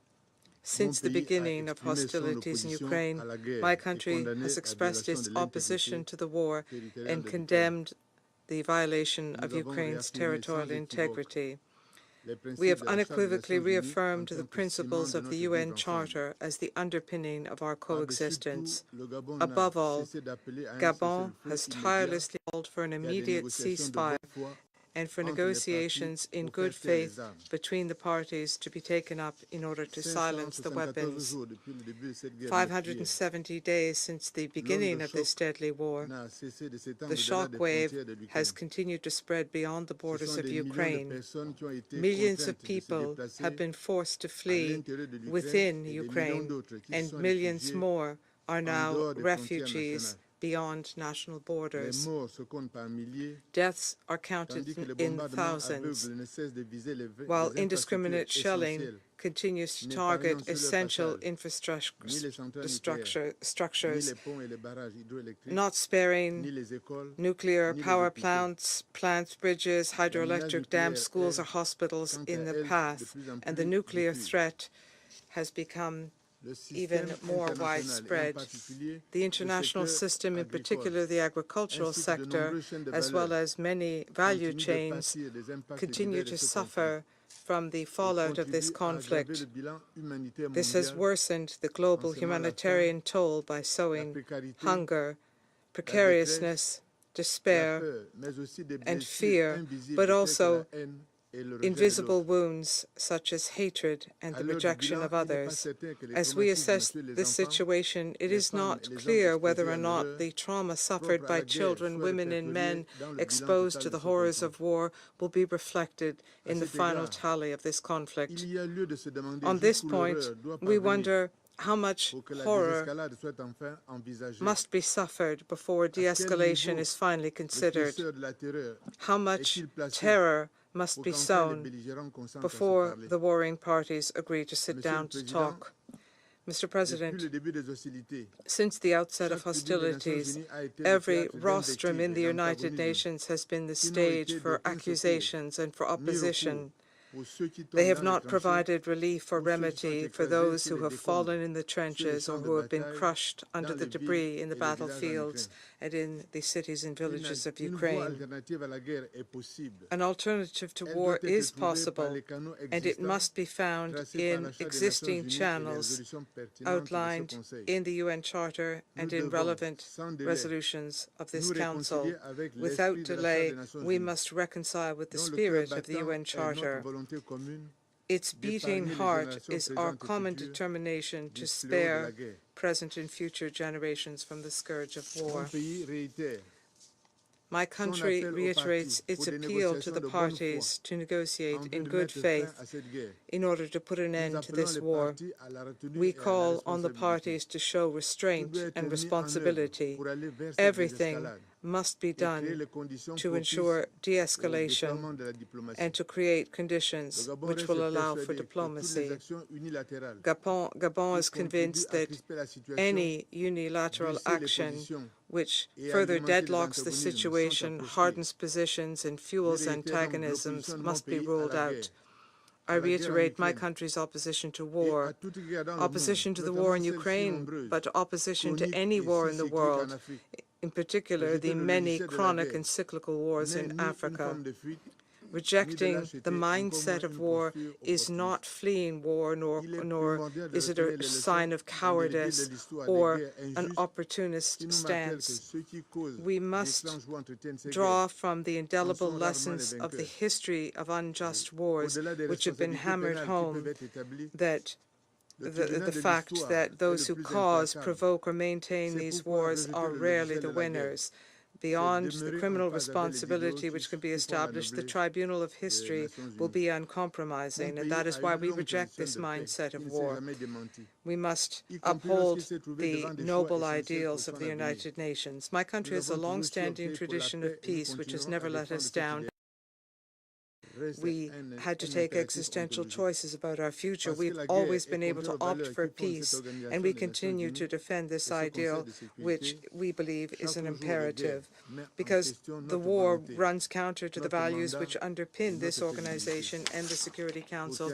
Every day of war brings into question our calling, our mandate, and our credibility. In conclusion, I would like to work together with the parties to help restore peace in Ukraine, because we stand for peace in Ukraine. We support the process of peace and dialogue, and every initiative which aims to activate the channels of diplomacy and to silence the weapons in Ukraine is a good thing. We support the initiatives for peaceful coexistence between Russia and Ukraine. Thank you. I thank His Excellency, Mr. Ndong Sima, for his statement. I now give the floor to His Excellency, the Right Honourable Oliver Dowden, a Member of Parliament, Deputy Prime Minister of the United Kingdom of Great Britain and Northern Ireland. Thank you, President. I am proud to sit here today in solidarity with President Zelensky. He and the Ukrainian people have met Russia's invasion of their country with bravery and with courage. I pay tribute to their fortitude. Ukraine's fight against Russian aggression is not only a fight for freedom, it is also a fight for the principles upon which the United Nations itself is based. Principles underpinned by our Charter, which says that all state sovereignty is equal, that territorial integrity is inviolable, that disputes should be settled peacefully, and that we must protect those things together. When Russia's tanks rolled into Ukraine, they trampled over every single one of those principles. They have done so ever since. Every missile, every bomb, every false arrest, every piece of propaganda has been a flagrant assault not only on freedom, but on our multilateral, rules-based system. If we allow Russia to lay waste to what we have built here, the risks to world order, the risks to us all, are grave. For over a year and a half, Ukraine has been suffering the terrible consequences of Russia's war of choice. We must never forget the human cost. 9,500 people killed, 17,000 people injured, reports of 500,000 military casualties on both sides. Russia has callously targeted schools, hospitals, even playgrounds. Ukrainians have been tortured and they have been raped. Men, women, and thousands of children have been forcibly deported from their homes. And the devastation flows beyond Ukraine's borders. Thanks to their destruction of thousands of tons of grain, the hungry and malnourished people of the developing world are Russia's victims too. That is why the United Kingdom will contribute a further £3 million to the World Food Programme to continue President Zelensky's Grain from Ukraine initiative. Of course, the only way to end this widespread suffering is through a just and lasting peace. Ukraine has demonstrated their commitment to peace time and time again, including in Copenhagen and in Jeddah this summer. But they have also shown on the battlefield this summer that they are capable of restoring the sovereignty and territorial integrity that must be the foundations of any peace. Ukraine's counteroffensive has put Russia under pressure. In total, Ukraine has regained 50% of the territory seized since the war began. And in Kharkiv and Kherson, the yellow and blue flag flies high once again. That flag flies throughout the rest of the world, reflecting the solidarity we feel to Ukraine. Yet, we may wonder, what difference does this support make when Russia seems so impervious to United Nations demands? When it seeks to fuel its aims with arms from sanctioned states such as Iran and the DPRK, and when it conducts sham elections in Ukraine's own sovereign territory. The truth is this: Russia knows the power of collective action because it tries so hard to weaken and divide the international community. So, just as we need to confront our biggest challenges on global poverty, on climate change, on artificial intelligence collectively, we need effective multilateralism to achieve resolution, to seek justice for the many, many victims, to rebuild ruined cities and create new opportunities, to get grain exports flowing again, to help put Ukraine back on the path to prosperity, to secure peace. And that is what we shall do together. Thank you, Mr. President. I thank His Excellency the Right Honourable Dowden for his statement. I now give the floor to His Excellency Mr. Antony Blinken, Secretary of State of the United States of America. Thank you very much. Mr. Prime Minister, thank you for focusing the Security Council on this critically important issue. And Mr. Secretary General, thank you for the moral clarity that you've shown in dealing with Russia's war against Ukraine. We're grateful to have been able to welcome President Zelensky to this council table, and we thank him. We thank him for reminding us yesterday, today, and every day what's at stake in this conflict, not just for Ukraine, not just for Ukrainians, but for all of us. Fellow council members, 2 weeks ago, I was in Yehidny, a small Ukrainian town about 2 hours north of Kyiv. Russian forces seized the village in the first days of the invasion. They went door to door, rounding up residents at gunpoint, marching them to the local elementary school, where Russian soldiers had set up a command post. Then, soldiers forced more than 300 civilians, mostly women, children, and elderly people, into a basement not fit for human habitation. Just a few small rooms, no windows, no circulation, no running water. The soldiers held residents there for 28 straight days, using them as human shields, before fleeing when Ukrainian defenders arrived to liberate the town. In Yehidny, 2 residents took me into the basement where they and others had been imprisoned. My guides said that they were packed together so tightly that they could barely breathe. There was no room to sit, let alone lie down. When they cried out to their captors that people were sick and needed medical care, a Russian soldier yelled back, "Let them die." My guide pointed to 2 handwritten lists of names on the basement wall. One was for the villagers that Russian forces had executed. The other for the people who died in the basement. The oldest victim was 93 years old. The youngest, 6 weeks old. The Russians only allowed the removal of bodies once a day. So children, parents, husbands, and wives were forced to spend hours next to the corpses of their loved ones. I begin here because from the comfortable distance of this chamber, it's really easy to lose sight of what it's like for Ukrainian victims of Russian aggression. This is what happened in just one building, in one community in Ukraine. There are so many others like it. In the last week alone, Russia has bombed apartment buildings in Kryvyi Rih. It's burned down humanitarian aid depots in Lviv. It's demolished grain silos in Odessa. It shelled 8 communities in Sumy in a single day.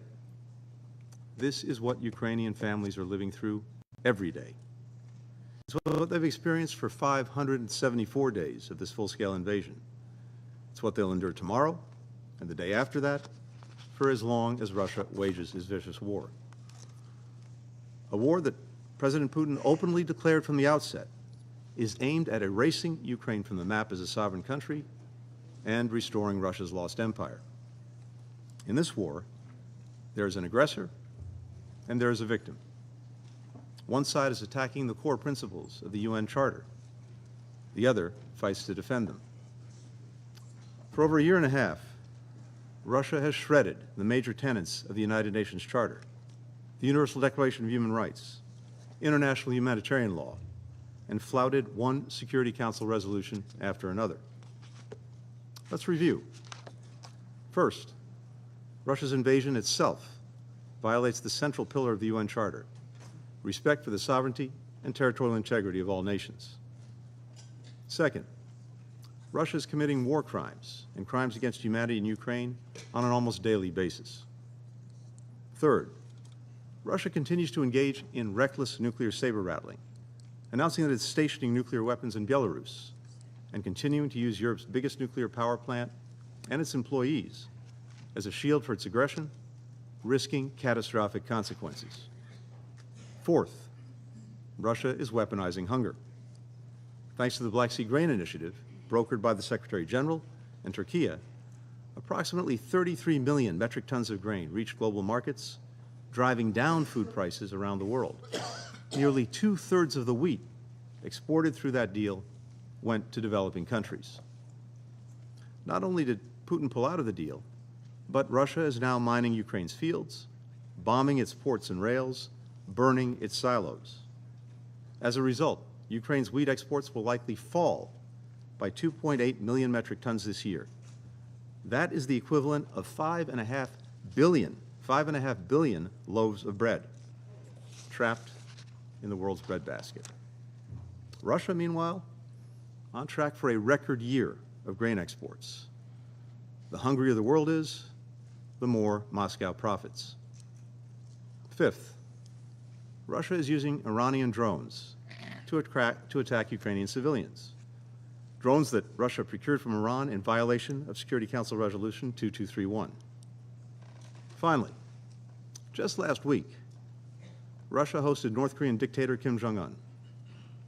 Putin said that they discussed ways to cooperate militarily, while Kim pledged the DPRK's, and I quote, full and unconditional support, end quote, for Russia's war of aggression. Of course, the transfer of arms between Moscow and Pyongyang would violate multiple resolutions of this council. It's hard to imagine a country demonstrating more contempt for the United Nations and all that it stands for. This from a country with a permanent seat on this council. President Putin is betting that if he keeps doubling down on the violence, that if he's willing to inflict enough suffering on enough people, the world will cave on its principles and Ukraine will stop defending itself. But Ukrainians are not giving up, for they've seen what life would look like if they submit to Russian control. It's that basement in Yehidny. It's families having their children torn away from them and deported to Russia. Children taken away from their parents and deported far away. It's the rubble of Mariupol. It's the mass graves of Bucha. We are not giving up either. Indeed, since we were last here, a growing number of countries have come together to try to forge a different way forward. In June, over a dozen countries met with Ukraine in Copenhagen to discuss the path toward a just and lasting peace, one that upholds the United Nations Charter and its core principles. 2 months later, more than 40 countries, including many members of this Council, carried forward that discussion with Ukraine and Jeddah. President Zelensky has put forward a 10-point plan for such a peace. President Putin has put forward nothing. Now, some argue that continuing to stand with Ukraine and holding Russia accountable distracts us from addressing other priorities, like confronting the climate crisis, expanding economic opportunity, strengthening health systems. That is a false choice. We can and we must do both. We are doing both. We must work together to tackle the global challenges that are affecting our people, meet the Sustainable Development Goals, invest in a world where all people have an opportunity to reach their full potential. The United States is the world's leading contributor to these efforts. And as President Biden told the General Assembly yesterday, we will continue to do more than our share to answer the imperatives of our time. At the same time, as President Biden has made clear, we must continue to shore up the pillars of peaceful relations among nations, without which we will be unable to achieve any of our goals. That's why we must send a clear message, not only to Russia, but to all would-be aggressors, that we will stand up, not stand by, when the rules that we all agreed to are being challenged. Not only to prevent conflict, instability, and suffering, but to lay the foundation for all that we can do to improve people's lives in times of peace. I opened by sharing the horrors that I saw in Yehidny. Let me close by telling you what else I saw that day in Ukraine. I saw volunteers rebuilding homes that had been razed by Russian bombs, farmers harvesting fields, people reopening businesses, citizens clearing mines and unexploded ordnance, children returning to schools. In short, I saw a nation rebuilding and reclaiming its future. That is the right of all members of our United Nations. That's what we defend when we stand up for the international order. The right of people not only to survive, but to thrive, to write their own future. Our people, Ukraine's people, the people of all nations, get to write their own future. We cannot, we will not let one man write that future for us. Thank you. I thank His Excellency Mr. Blinken for his statement, and now I give the floor to His Excellency Mr. Sergei Lavrov, Minister for Foreign Affairs of the Russian Federation. Mr. President, Mr. Secretary General, colleagues, the existing international order was based on the ruins and following the colossal tragedy of the Second World War. Its basis was the Charter of the United Nations, became the Charter of the United Nations, the key source of modern international law. Largely thanks to it, thanks to the United Nations, a new world war was averted, a new world war which was fraught with nuclear disaster. Unfortunately, after the end of the Cold War, the collective West, led by the U.S., single-handedly decided that it would determine fates of all of humankind, and with its complex of superiority began to more frequently and broadly ignore the legacy of the founding fathers of the United Nations. Today, the West turns selectively to norms and principles on a case-by-case basis, exclusively based on their parochial geopolitical needs. This has resulted in a shaking of global stability, as well as the exacerbation and the fomenting of new hotbeds of tension. Risks of global conflict conflict have heightened. In order to curb them, in order to bring things on a peaceful path, the Russian Federation has and continues to insist on all provisions of the United Nations Charter being respected and applied not selectively, but fully in their full and interconnected way.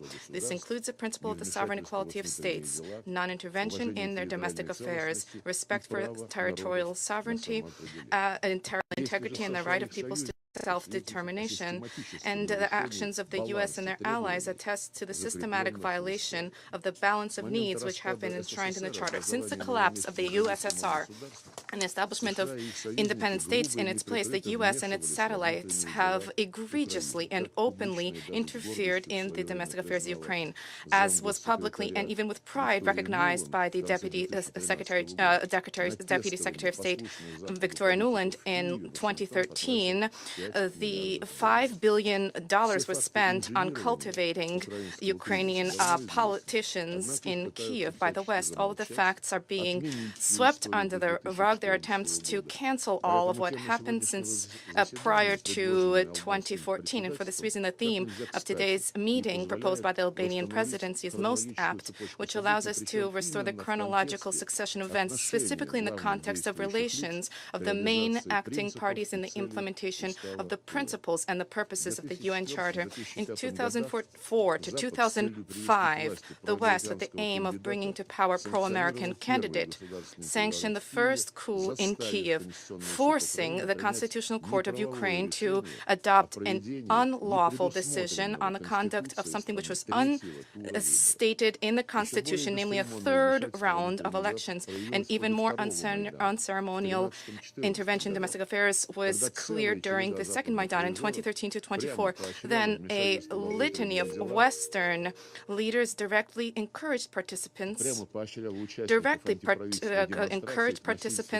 in anti-government demonstrations and acts of violence. The same Victoria Nuland discussed with the U.S. ambassador in Kyiv the composition of the future government to be composed of putschists and the EU's real place in world policy. We all remember her obscene two words, showing that the EU swallowed this.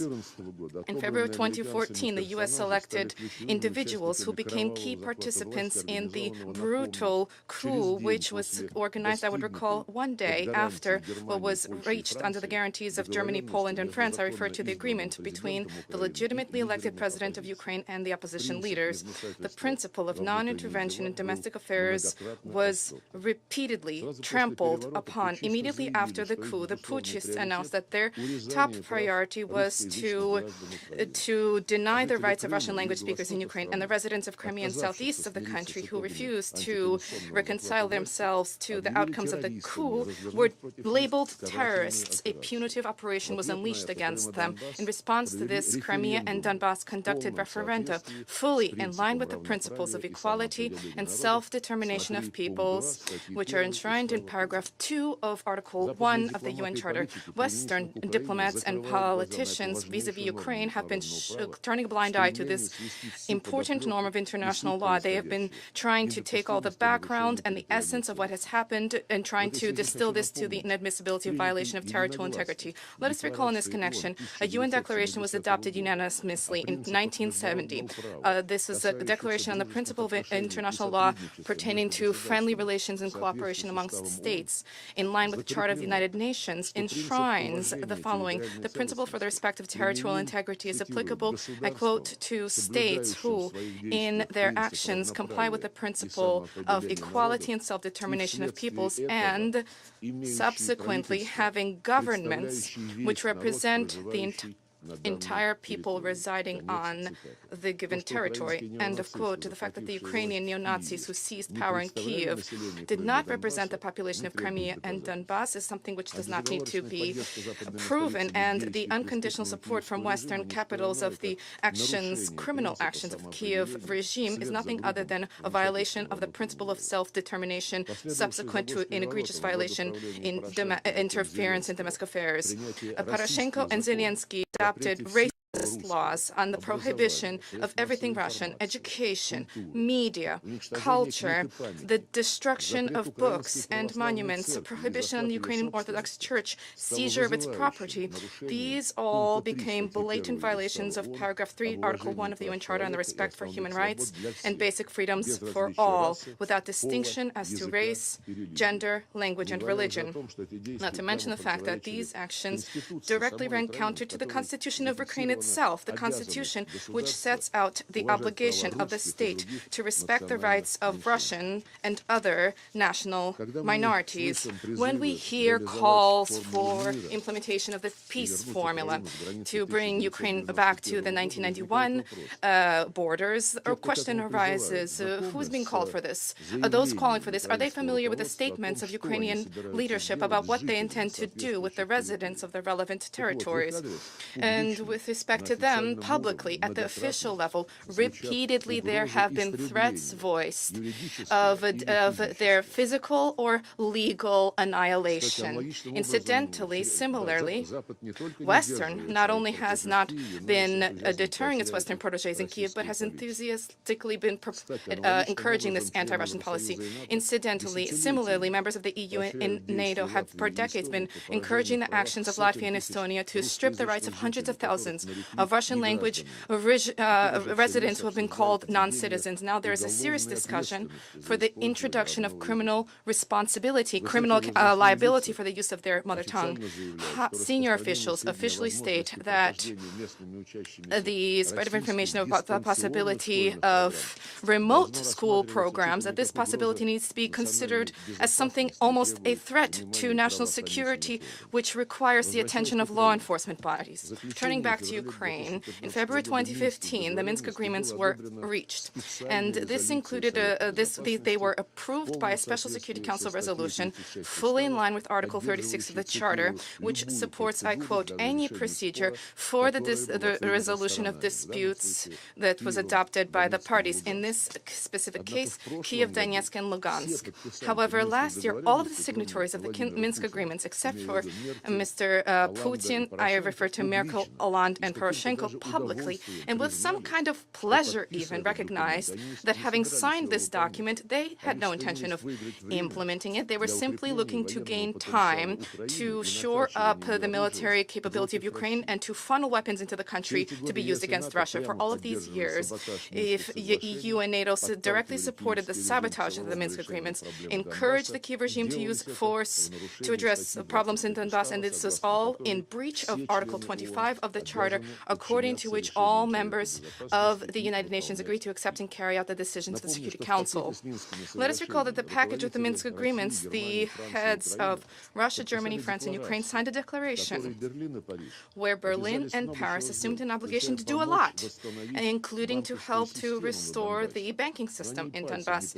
But they didn't move a finger. They merely observed how, contrary to all of those obligations, Poroshenko announced a trade, economic, and transport blockade against Donbass. In that same declaration, Berlin and Paris assumed an obligation to comply with a trilateral agreement in the EU, Russia, Ukraine format to practically resolve issues of concern to Russia in the area of trade, as well as to advance the establishment of a shared humanitarian economic space from Atlantic to the Pacific, I quote.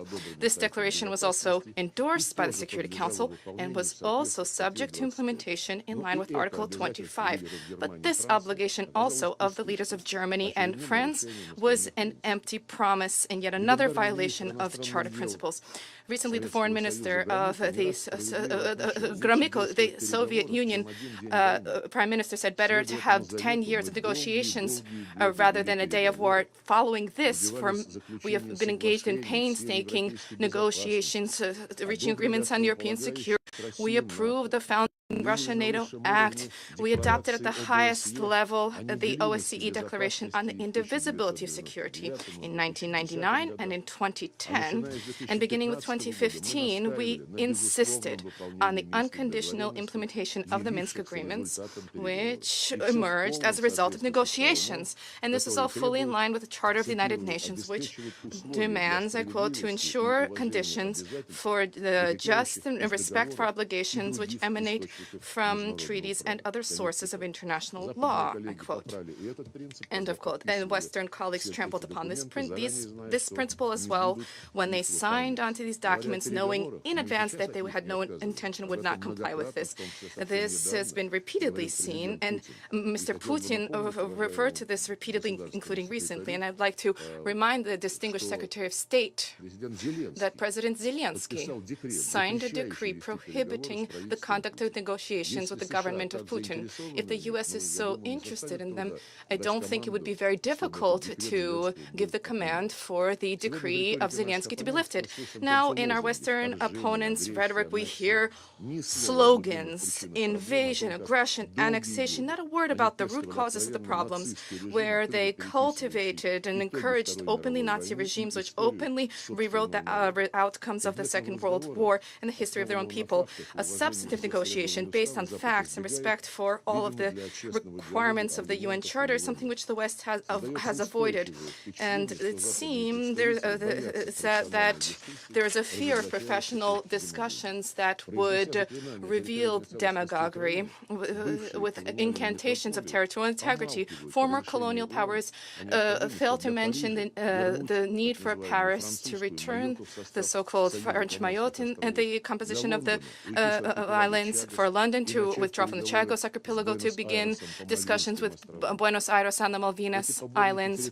The supporters of champions of territorial integrity in Ukraine now make it appear as if they don't even remember the sense of the Minsk agreements, which lies, I recall, in the reunification of Donbass and Ukraine, with a guarantee for respect for the fundamental human rights. First and foremost, the right to one's mother tongue. Having torn apart these agreements, the West now bears full responsibility for the collapse of Ukraine and for the fomenting of civil war there.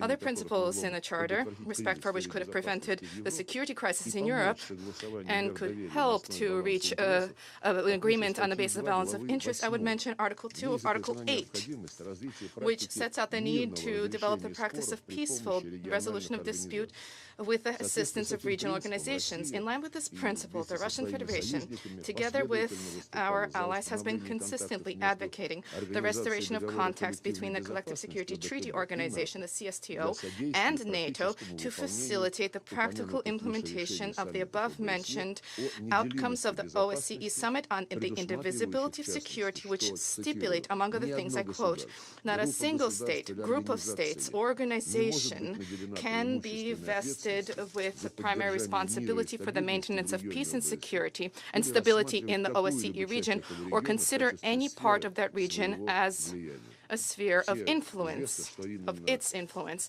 It's clear to all that this is specifically what NATO was doing in its attempt to create a full superiority and in Europe and now in the Asia-Pacific. However, the repeated appeals of bodies of the CSTO to NATO were disregarded. The reason for such an arrogant position of the U.S. and their allies, as we see once again today, lies in an unwillingness to engage in any equitable dialogue with any party. If NATO had not rejected the proposal of the CSTO to cooperate, then perhaps we could have avoided numerous negative processes which resulted in the current European crisis, because Russia had been not listened to or deceived for decades. Today, at the proposal of the presidency, we are discussing effective multilateralism.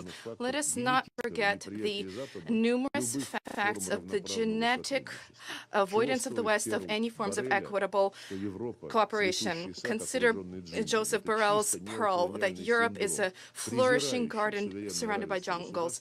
This is purely neo-colonialism with disregard for sovereign equality of states and the need to, disregard for strengthening the principles of the UN through effective multilateralism. Trying to prevent democratization in international relations, the U.S. and its allies are openly and unceremoniously trying to privatize the Secretariat of the UN, in circumvention of the Secretariat, trying to advance unconsensual mandates with claims to have the right to accuse those who, for one reason or another, are inconvenient to Washington. In this connection, let us recall the need for stringent compliance with the Charter, not just by member states, but also by the Secretariat of our organization. According to Article 100, the Secretariat has an obligation to act impartially and should not receive any instructions from any government. We have already talked about Article 2, and I wish to draw attention to a key point, paragraph 1, an organization based on the principles of sovereign equality of states. Building upon this principle, the General Assembly in the above-mentioned 1970 Declaration reaffirmed, I quote, the inalienable right of each state to select for itself the political, economic, social, and cultural system without intervention from any side. End of quote. And in this connection, we have serious questions that arise about the statements which our distinguished Secretary General delivered on the 29th of March, that, and I quote, autocratic rule does not guarantee stability. This is a catalyst for chaos and conflict, and robust democratic societies are capable of correcting themselves, improving themselves. They can stimulate change, even radical change, without any bloodletting or violence. One cannot but recall the changes that were introduced by the aggressive misadventures of robust democracies in Yugoslavia, Afghanistan, Iraq, Libya, Syria, and many others. The distinguished Secretary General then said democracies are the centers of broad cooperation rooted in the principles of equality, participation, and solidarity. End of quote. Worthy of note is that this was all stated, this was all announced by something Biden convened beyond the outside of the framework of the UN, the so-called Summit for Democracy. The U.S. administration selected the participants of this on the principle of loyalty. Loyalty not so much for Washington, but rather the Democratic Party, which rules in Washington, attempts to use a new formula to address issues directly contradict paragraph 4, Article 1 of the UN Charter, which sets out the need, I quote, to ensure the role of the organization as a center for agreeing on action for the achievement of shared goals. Contrary to this principle, many years ago, France, Germany, they proclaimed an alliance of multilateralists, where they also invited only those who were obedient. And this in and of itself once again points to the unshakable nature of the colonialist mentality and the view of the initiators of this meeting vis-a-vis the principle of effective multilateralism. In parallel, there was a narrative that was imposed about the European Union as the ideal of multilateralism. Now there are calls from Brussels to expand the membership of the EU as soon as possible to include specifically the Balkan countries. But most importantly, it's not about Serbia, not about Turkey, where for decades hopeless talks have been carried out for their entry, but rather this is about Ukraine. Joseph Borrell recently said that the Kiev regime needs to be accepted into the EU as soon as possible. Apparently, had it not been for the war, this would have taken years, and now there's a need to do so without respect for any criteria. Serbia, Turkey, and others, they'll wait, but the Nazis can skip the queue to enter the ranks of the EU. Incidentally, at the same Summit for Democracy, the Secretary General proclaimed that democracy emanates from the Charter of the United Nations. The first words of the Charter, we the people, reflects a fundamental source of legitimacy, the consent of the governed. Quote, it is useful to compare this premise with the track record of the Kiev regime, who, beginning with the coup in 2014 and the war being unleashed against its own people, against the millions of people who did not consent to rule by neo-Nazis and Russophobes, thereby undermining the territorial integrity of Ukraine. Those who, contrary to the Charter, divides humanity in democracies and autocracies, fail to respond to the question of what category they place the Ukrainian regime in.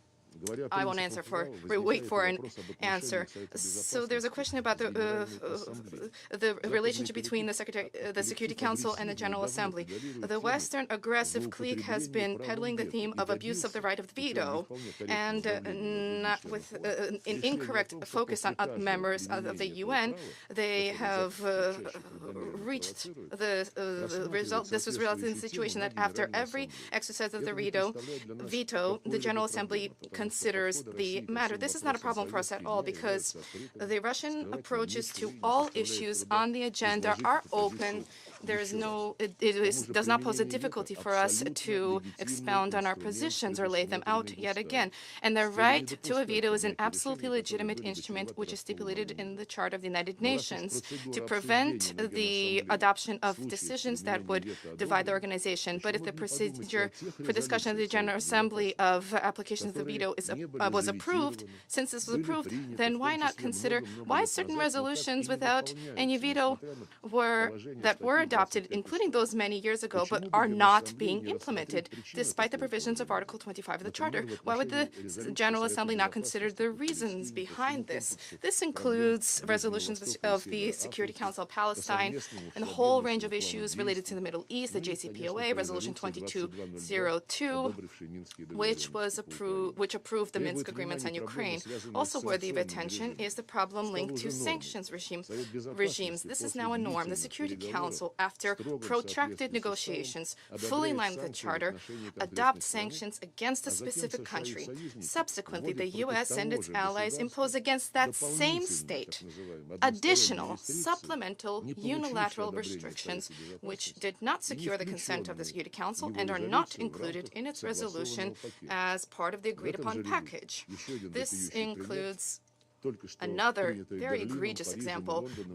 Berlin, Paris, and London just adopted a decision through their national legislative bodies, for example, to extend restrictions against Iran that were set to expire in October, which are subject to legal conclusion in line with Resolution 2231. So the Security Council has determined that they have expired, but those countries decide that they decide on the rules. After this, any adoption of a council of sanctions, there is a need to consider the question of the adoption of any sanctions by the Security Council not be overridden by the desires of others.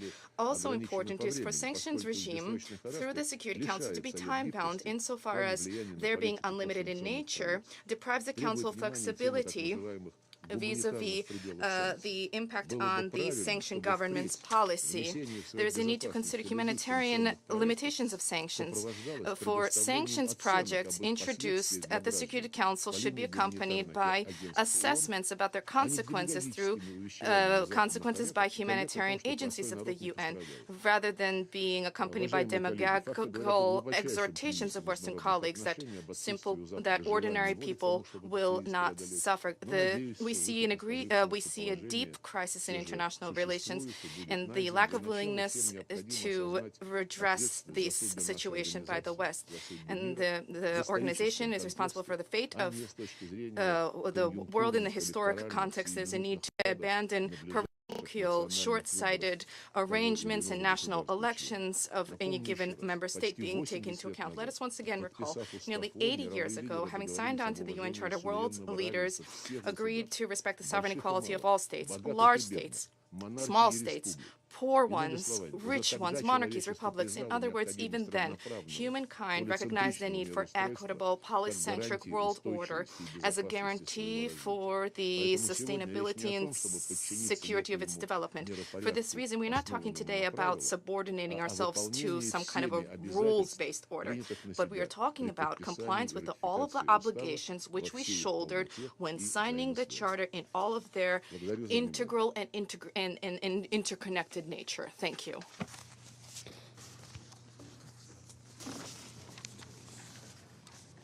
I thank His Excellency, Mr. Sergei Lavrov, and now I give the floor to Her Excellency, Mrs. Catherine Colonna, Minister of Foreign Affairs and Europe for the Republic of France.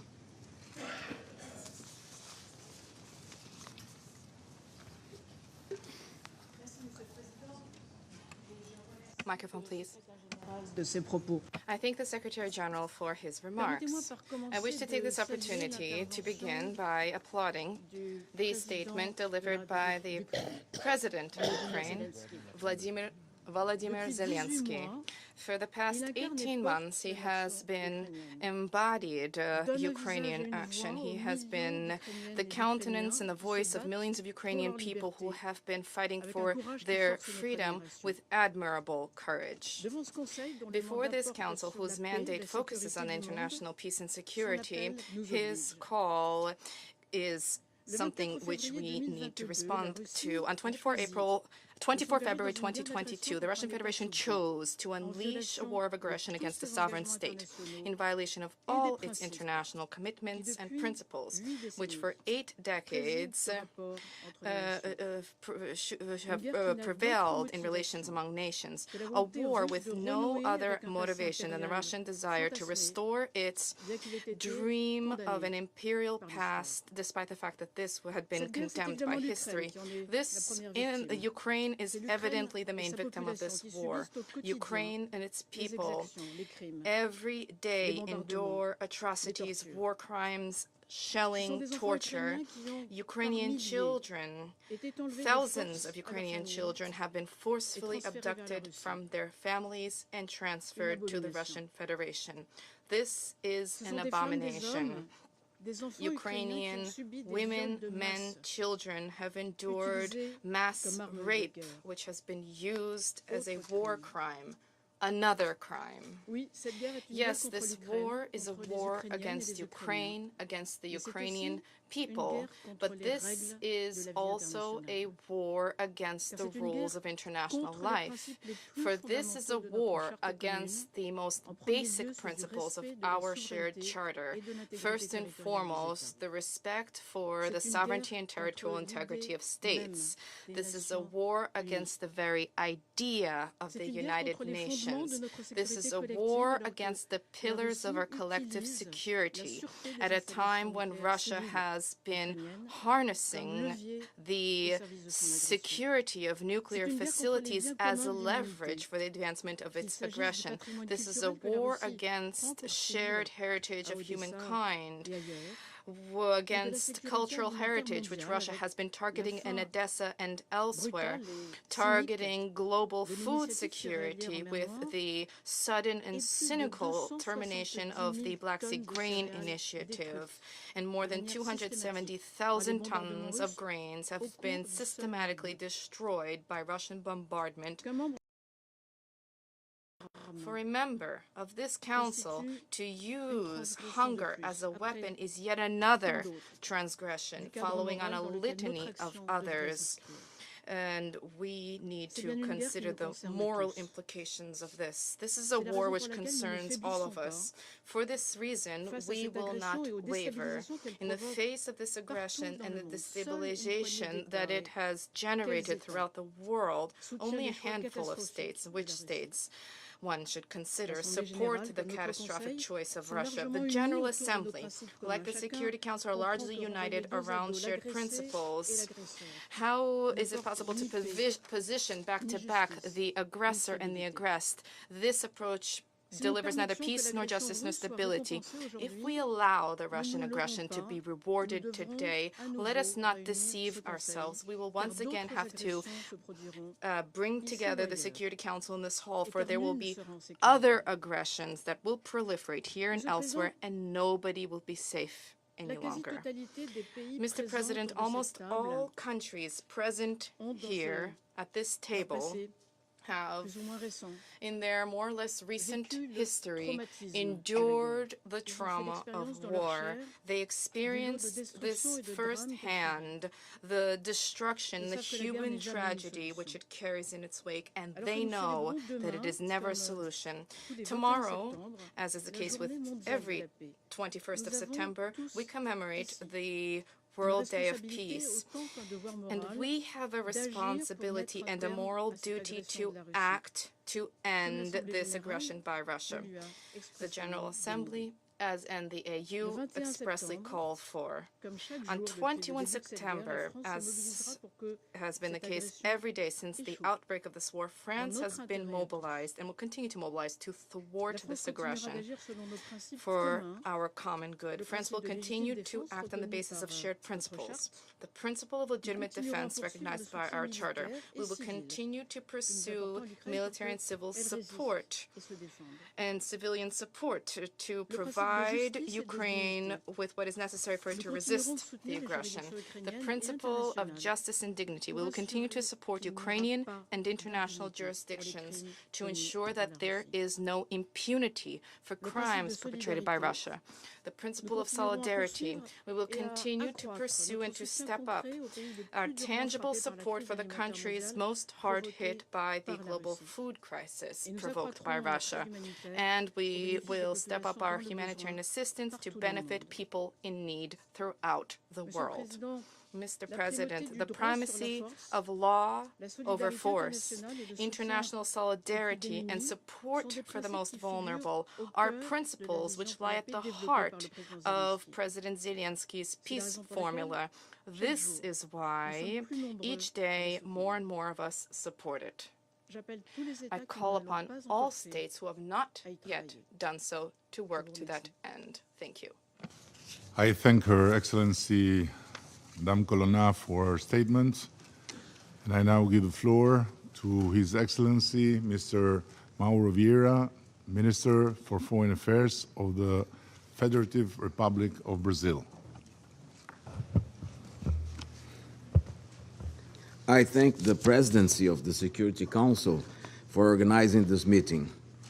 Mr. President, the conflict in Ukraine has added numerous stresses to the multilateral system, which was already subject to multiple complex challenges and increasing dissent. The current context of polarization and distrust does not create favorable conditions for the multilateral instances of international peace and security to operate effectively. The world is facing the highest number of violent conflicts since World War II, and 2 billion people, a quarter of humanity, are living in areas affected by conflicts. Yet, our collective institutions are not adequately responding to these challenges. As the concept note of this debate rightly points out, the inability of the Security Council to adequately fulfill its mandate is undermining its credibility and leading to renewed calls for its long overdue reform. In these troubled times, daunting violations of core values of the principles of the United Nations, Brazil has been encouraging member states to revive the spirit of San Francisco in the search for peace for present and future generations, which is the fundamental mission of this organization. Brazil fully respects and upholds the right of self-defense of all member states under Article 51 of UN Charter. At the same time, we must recognize that the recent escalation in the conflict, with the introduction of even more sophisticated weapons and ammunition, or the inadmissible threat of use of nuclear weapons, seriously undermines peace and security well beyond the battlefield, violating the core principles and provisions of the UN Charter. This dynamic has grave consequences, above all for the civilian population, in particular women and children, who are disproportionately affected by wars. The destruction of civilian infrastructure worsens the humanitarian crisis, especially as winter approaches. Moreover, the persistent threat to the integrity of nuclear facilities risks a catastrophe of unimaginable proportions. Mr. President, as we have consistently noted, the war in Ukraine also affects other regions, especially as developing countries bear the burden of food and energy insecurity. We welcome the Secretary General's effort to explore alternatives to alleviate the suffering of millions of people who once again face hunger, or the threat of hunger. Brazil strongly supports a resumption of the Black Sea Grain Initiative under terms that would be acceptable to all concerned parties. Brazil also underscores the need for addressing the root causes of food and energy insecurity, such as excessively high interest rates and external debt that severely impact prices and the ability of developing countries to invest in sustainable food and energy production. The current international financial structure is not well equipped to assist these countries address their major challenges. As recently announced by President Lula, Brazil will launch during our G20 presidency a global alliance against hunger. This is a top priority for Brazil and should be for all of us. Mr. President, it's worrisome that we are witnessing a conflict with such geopolitical reverberations well into the 21st century. We must reserve this course. We must reverse this course. Brazil, along with many others, continue to call for the de-escalation of hostilities, the resumption of dialogue, and a peaceful solution to the conflict. This is an obligation of all member states under Article 33 of the UN Charter.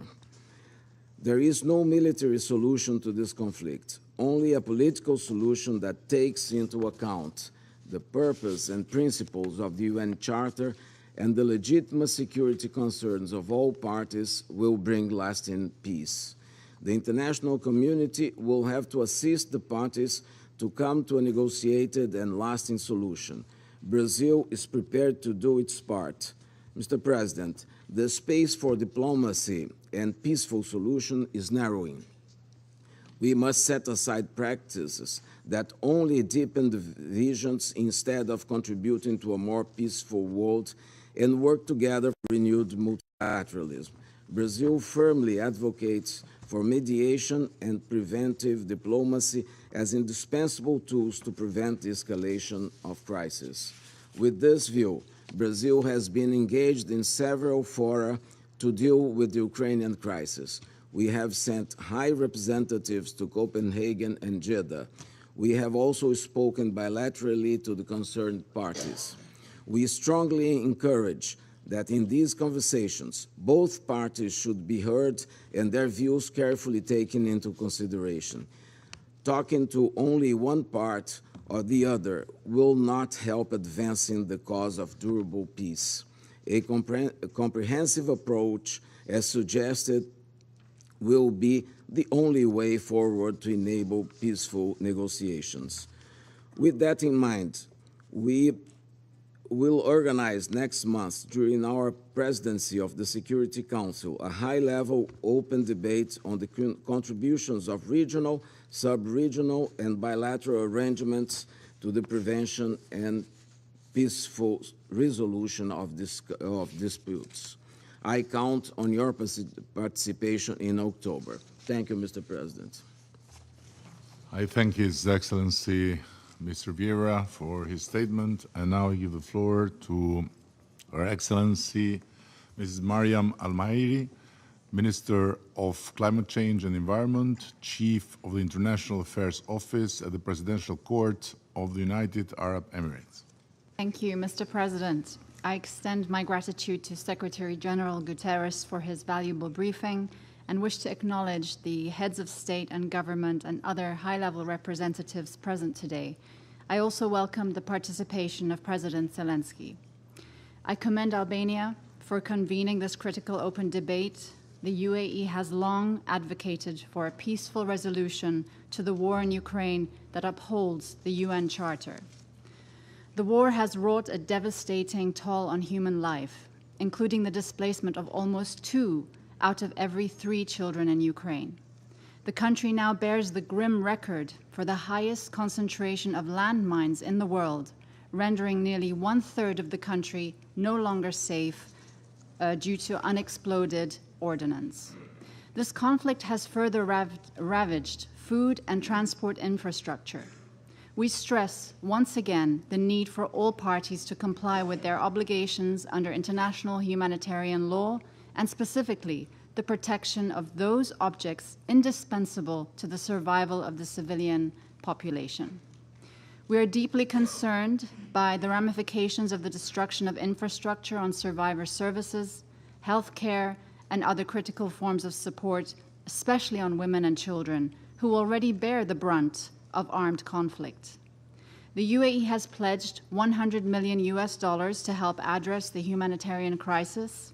We have sent 11 airlifts of relief and medical supplies for children and the elderly, provided more than 2,500 generators, and sent 23 ambulances just this week. The UAE has also provided $4 million in funding for First Lady Olena Zelenska's foundation's programming for orphans.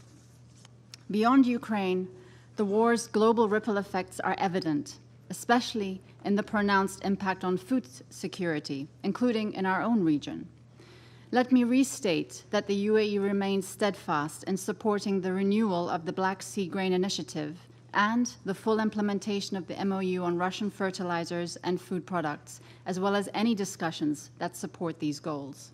Mr. President, while crucial, these measures only alleviate rather than end suffering. World leaders, especially this week in the General Assembly, have made clear the global desire for a just and sustainable peace in Ukraine, one that upholds the UN Charter. A diverse set of countries is increasingly coming together around the common cause of peace in Ukraine. We welcome the role played by countries such as the Kingdom of Saudi Arabia and China, as well as the African Peace Initiative, in supporting all possible routes to a peaceful settlement.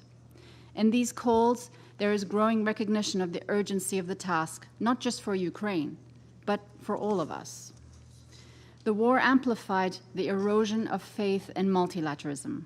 Achieving peace can begin its restoration. Of course, peace will only come out of diplomatic talks between Russia and Ukraine, and it will only be just and sustainable if it upholds the UN Charter. The UN Security Council and its members have a vital role to play in this process. We can encourage and incentivize de-escalation, extend the urgency to uphold the UN Charter to every file before us, and expand the circle of peacemakers to reflect today's global realities. We would welcome an increasingly representative council and believe the discussions on Security Council reform should move forward with serious intention. Though the path to peace in Ukraine may be arduous, it doesn't license inaction. There is only one sustainable path to a just and lasting peace in Ukraine, in line with the UN Charter and preserving its sovereignty, independence, and territorial integrity, and the UAE stands ready to support that objective. Thank you, Mr. President. I thank Her Excellency, Ms. Almairi, for her statement, and I give the floor to His Excellency, Mr. Ma Jiaosu, Executive Vice Minister of Foreign Affairs of the People's Republic of China.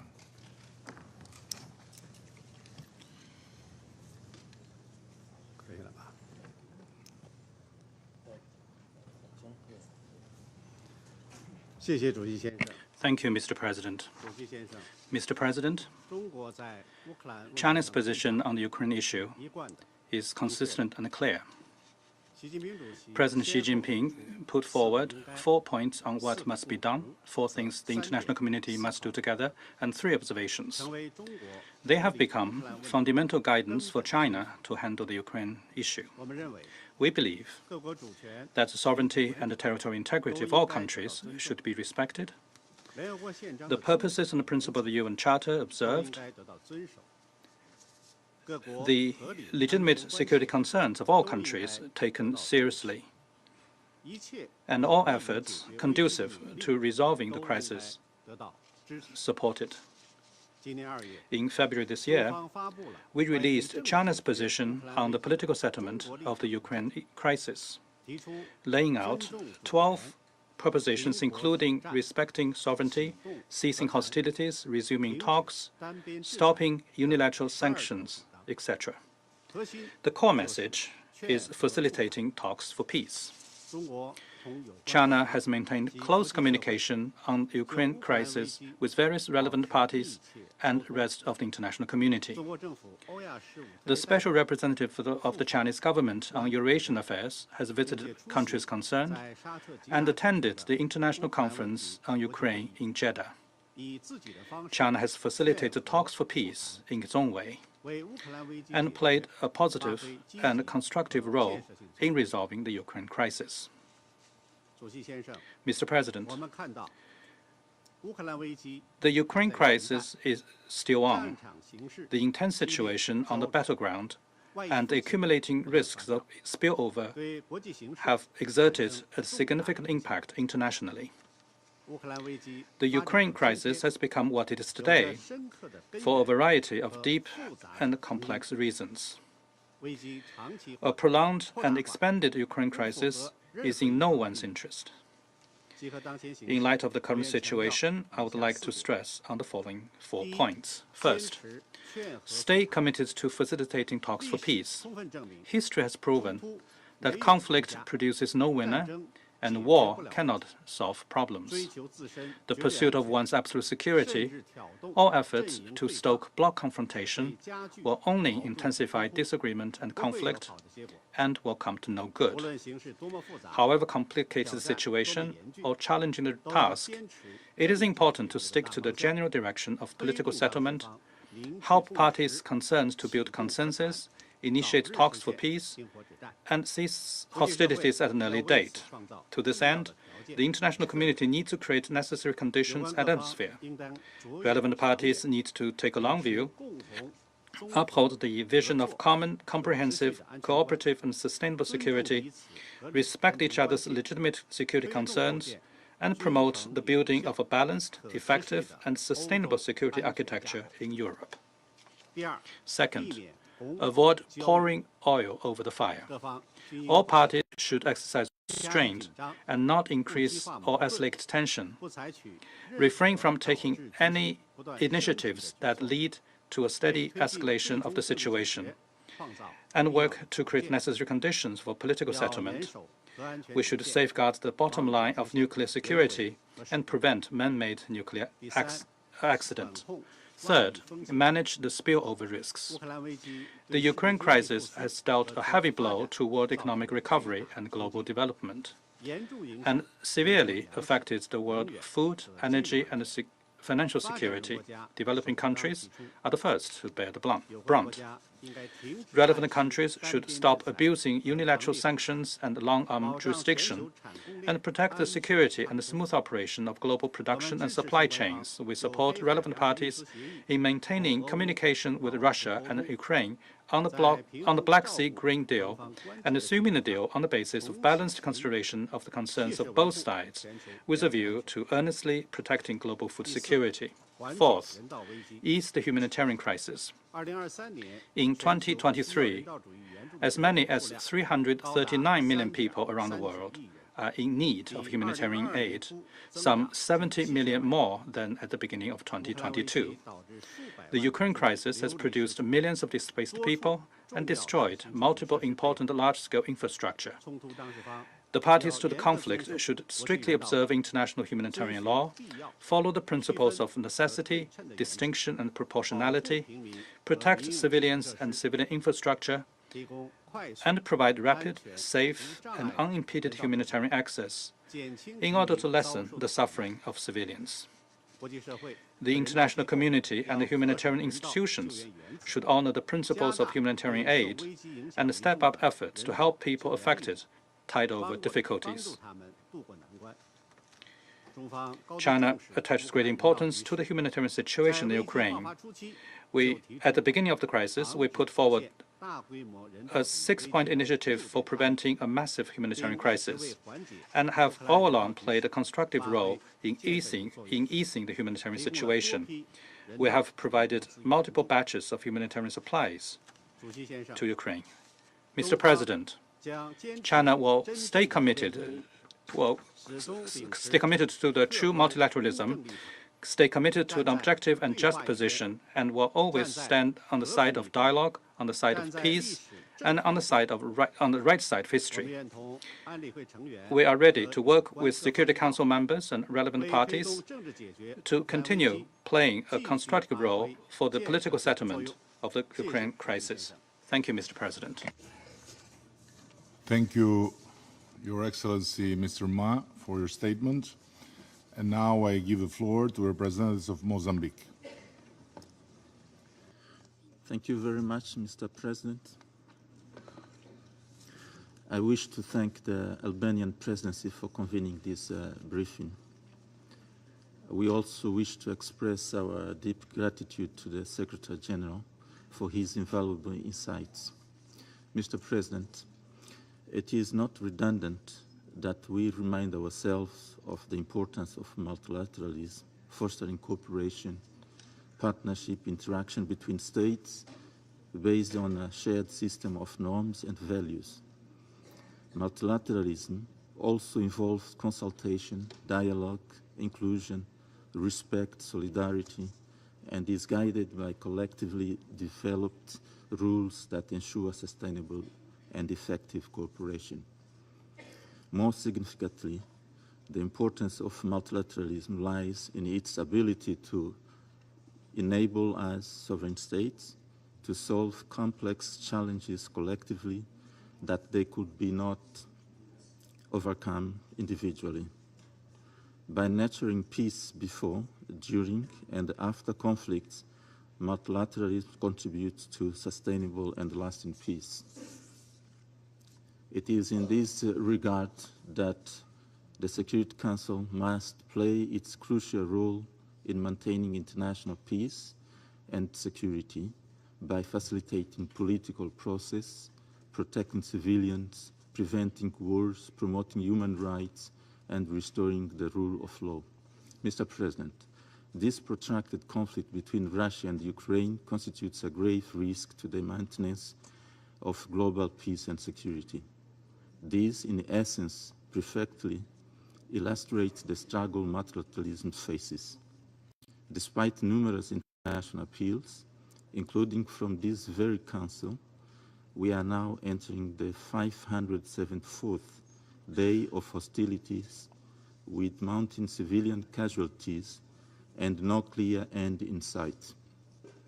It is indeed a 21st century tragedy unfolding under our collective gaze and the scrutiny of the entire world.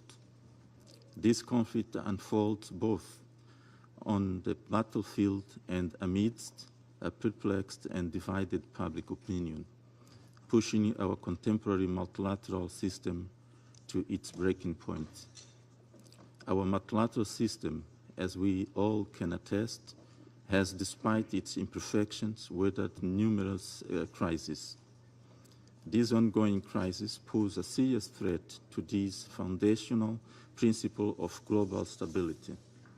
Not only has the conflict caused immense suffering for Ukraine and its people, but it has also compounded global food security issues, pushing more individuals into poverty and destabilizing regions far from the conflict's epicenter. Moreover, this conflict impedes our joint efforts to reach vital multilateral milestones like the Sustainable Development Goals, which are a focal topic of this year's General Assembly and jeopardizes our collective efforts toward non-proliferation. Mr. President, of particular concern to Mozambique is the intensification of military rhetoric and the possibility of further escalation. It is evident that the involved parties continue to prioritize military strategies over dialogue and compromise, increasing the risk of severe miscalculations. We maintain that there can be no purely military resolution to this crisis. Should one be pursued, it will weigh heavily on the Council's conscience for a generation to come. We remain unyielding in our advocacy for a political and negotiated end to this conflict. we once again urge all parties to silence the Ghanis, engage in earnest in diplomatic efforts aimed at the swift resumption of direct negotiations. A lasting peace, consistent with the Charter, remained the sole viable solution. I thank you, Mr. President. I thank the distinguished representative of Mozambique, and now I give the floor to His Excellency, the Chancellor of Germany, Mr. Scholz.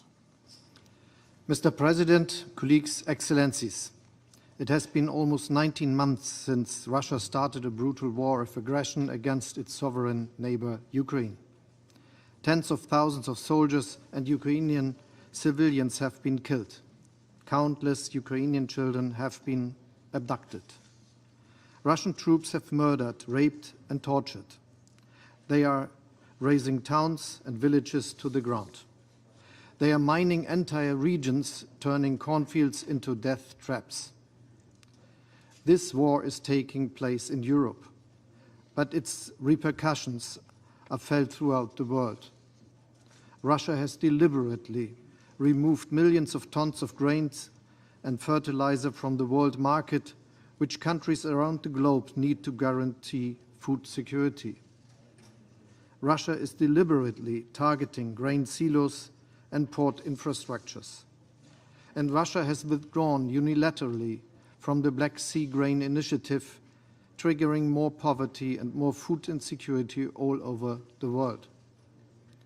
There is no justification for that. Any claims that sanctions are hampering Russian exports of crops and fertilizer are false. There are no sanctions impeding such exports. On the contrary, Russia dominates the global fertilizer market. 2022 was a record year for Russian wheat exports. The reason for the continued suffering in Ukraine and around the world is shockingly simple. Russia's president wants to follow through with his imperialistic plan to conquer his sovereign neighbor, Ukraine. Mr. President, the United Nations has expressed very clearly what it thinks of Russia's war of aggression, most recently on the 23rd of February of this year. The General Assembly called for just and lasting peace. This demand is directed at Russia. It remains unanswered. Nothing rings out louder today than Russia's silence in response to this global call for peace. Some argue that this war could have been prevented by diplomatic means. In fact, France and Germany have held hundreds of meetings with Moscow and Kiev since the beginning of Russia's attack on eastern Ukraine in 2014. Our aim was to find a diplomatic solution that is in line with international law. All these endeavors failed because one party, Russia, chose war over diplomacy. But there has been no lack of diplomatic efforts. Some call for immediate ceasefire. I acknowledge their good intentions. We all want an end to the killing today rather than tomorrow. And yet we must beware of seemingly easy solutions that promise peace in name only. Peace without freedom is oppression, and peace without justice is a dictate. In the resolutions of the General Assembly, we have laid out the path towards peace. Peace means respecting the UN Charter. Peace means respecting the territorial integrity and political independence of Ukraine. That is the promise of UN Charter gives to every United Nations member state. No one longs for peace more than the Ukrainians. The peace plan that the Ukrainian president has laid out is proof of that. The recent meetings in Copenhagen and Jeddah were important. This work should be continued. It should be continued in the pursuit of one goal, finding peace that respects the principles of the UN Charter. Mr. President, the more decisively we rally behind these principles, the more determined we are in pushing for a just peace, and the more united we are in our rejections of Russian aggression, the sooner this war will end. The sooner this human suffering will end in Ukraine and around the world. this goal is worth our utmost efforts. Thank you. I thank the Chancellor of the Federal Republic of Germany, His Excellency Mr. Olaf Scholz. There are still a considerable number of speakers remaining on my list for this meeting, so I intend, with concurrence of members of the Council, to suspend the meeting until 15:30 or 3:30 p.m. for our American friends. So the meeting is suspending.